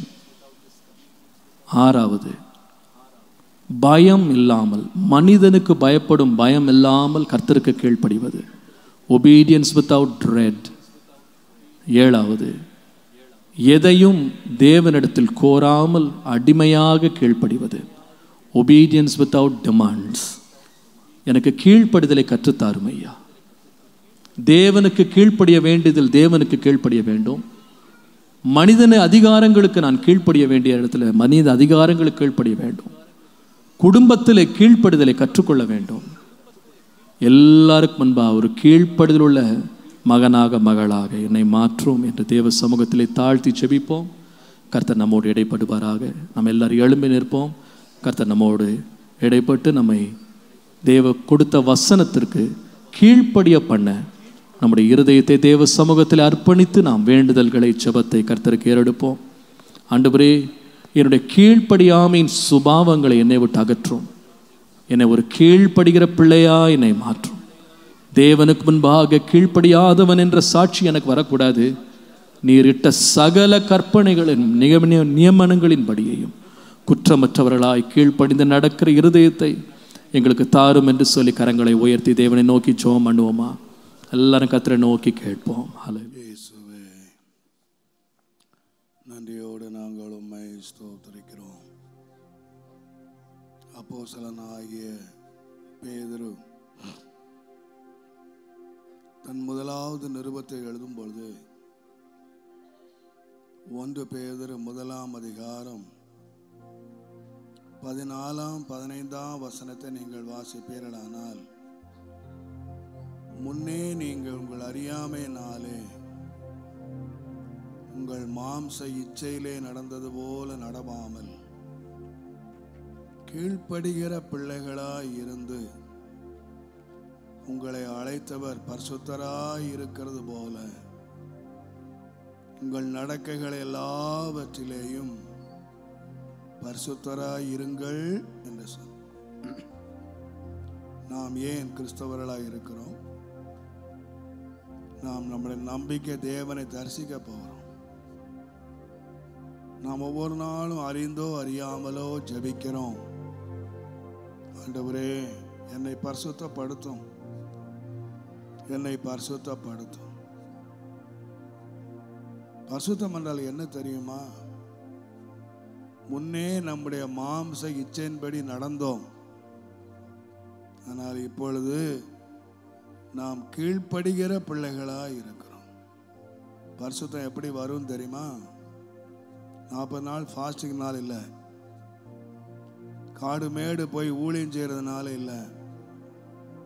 நான் சொல்லுவேன், பரிசுத்தம் வருகிற வழி என்னவென்று கேட்டால், ஆண்டவர் செய்யாதே என்ற காரியத்தை செய்ய மாட்டேன், செய் என்ற காரியத்தை உடனே செய்வேன், விடு என்கிறதை உடனே விடுவேன், போ என்றால் உடனே போவேன், வா என்றால் வருவேன்.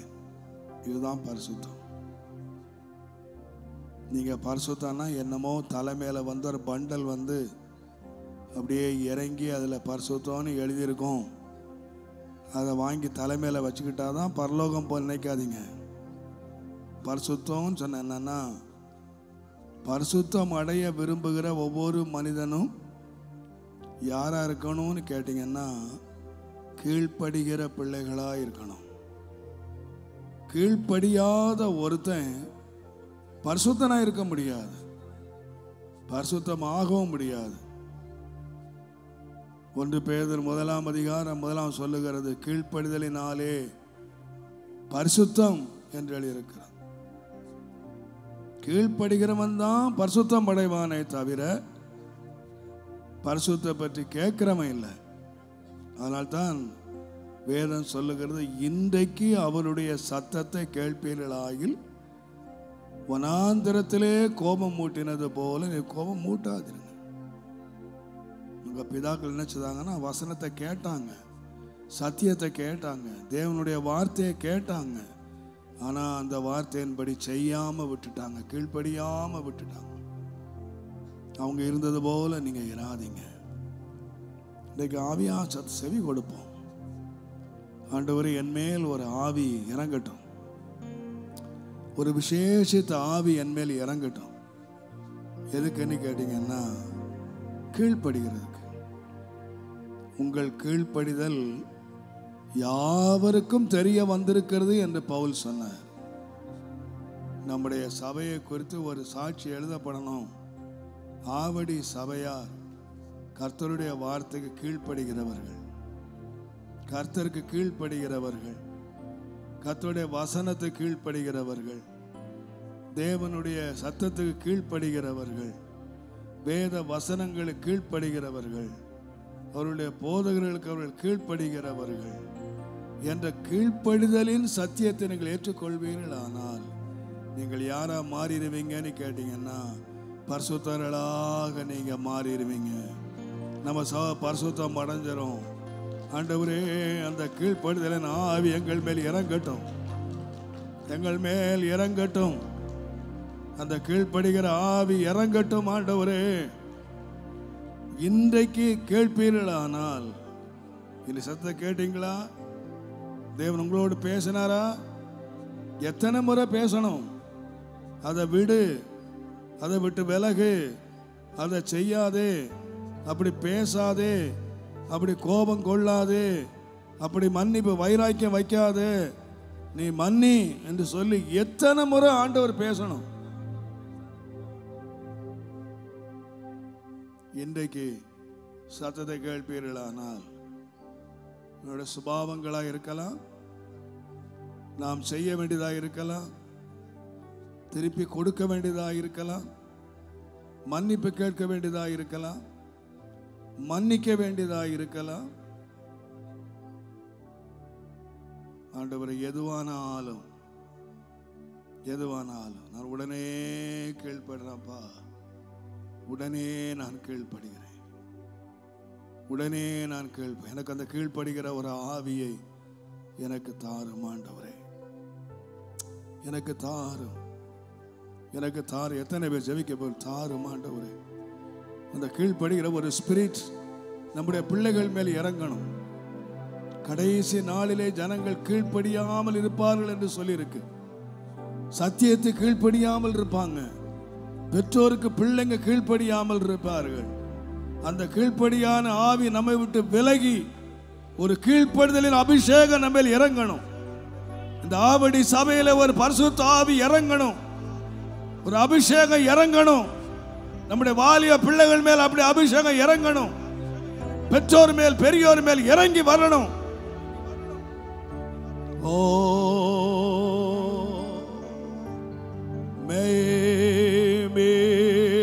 பாறை கீழ்ப்பாடேவோ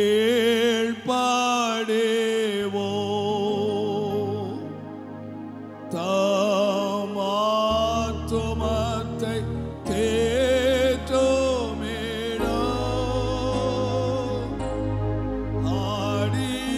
ஆடியேனும் பெற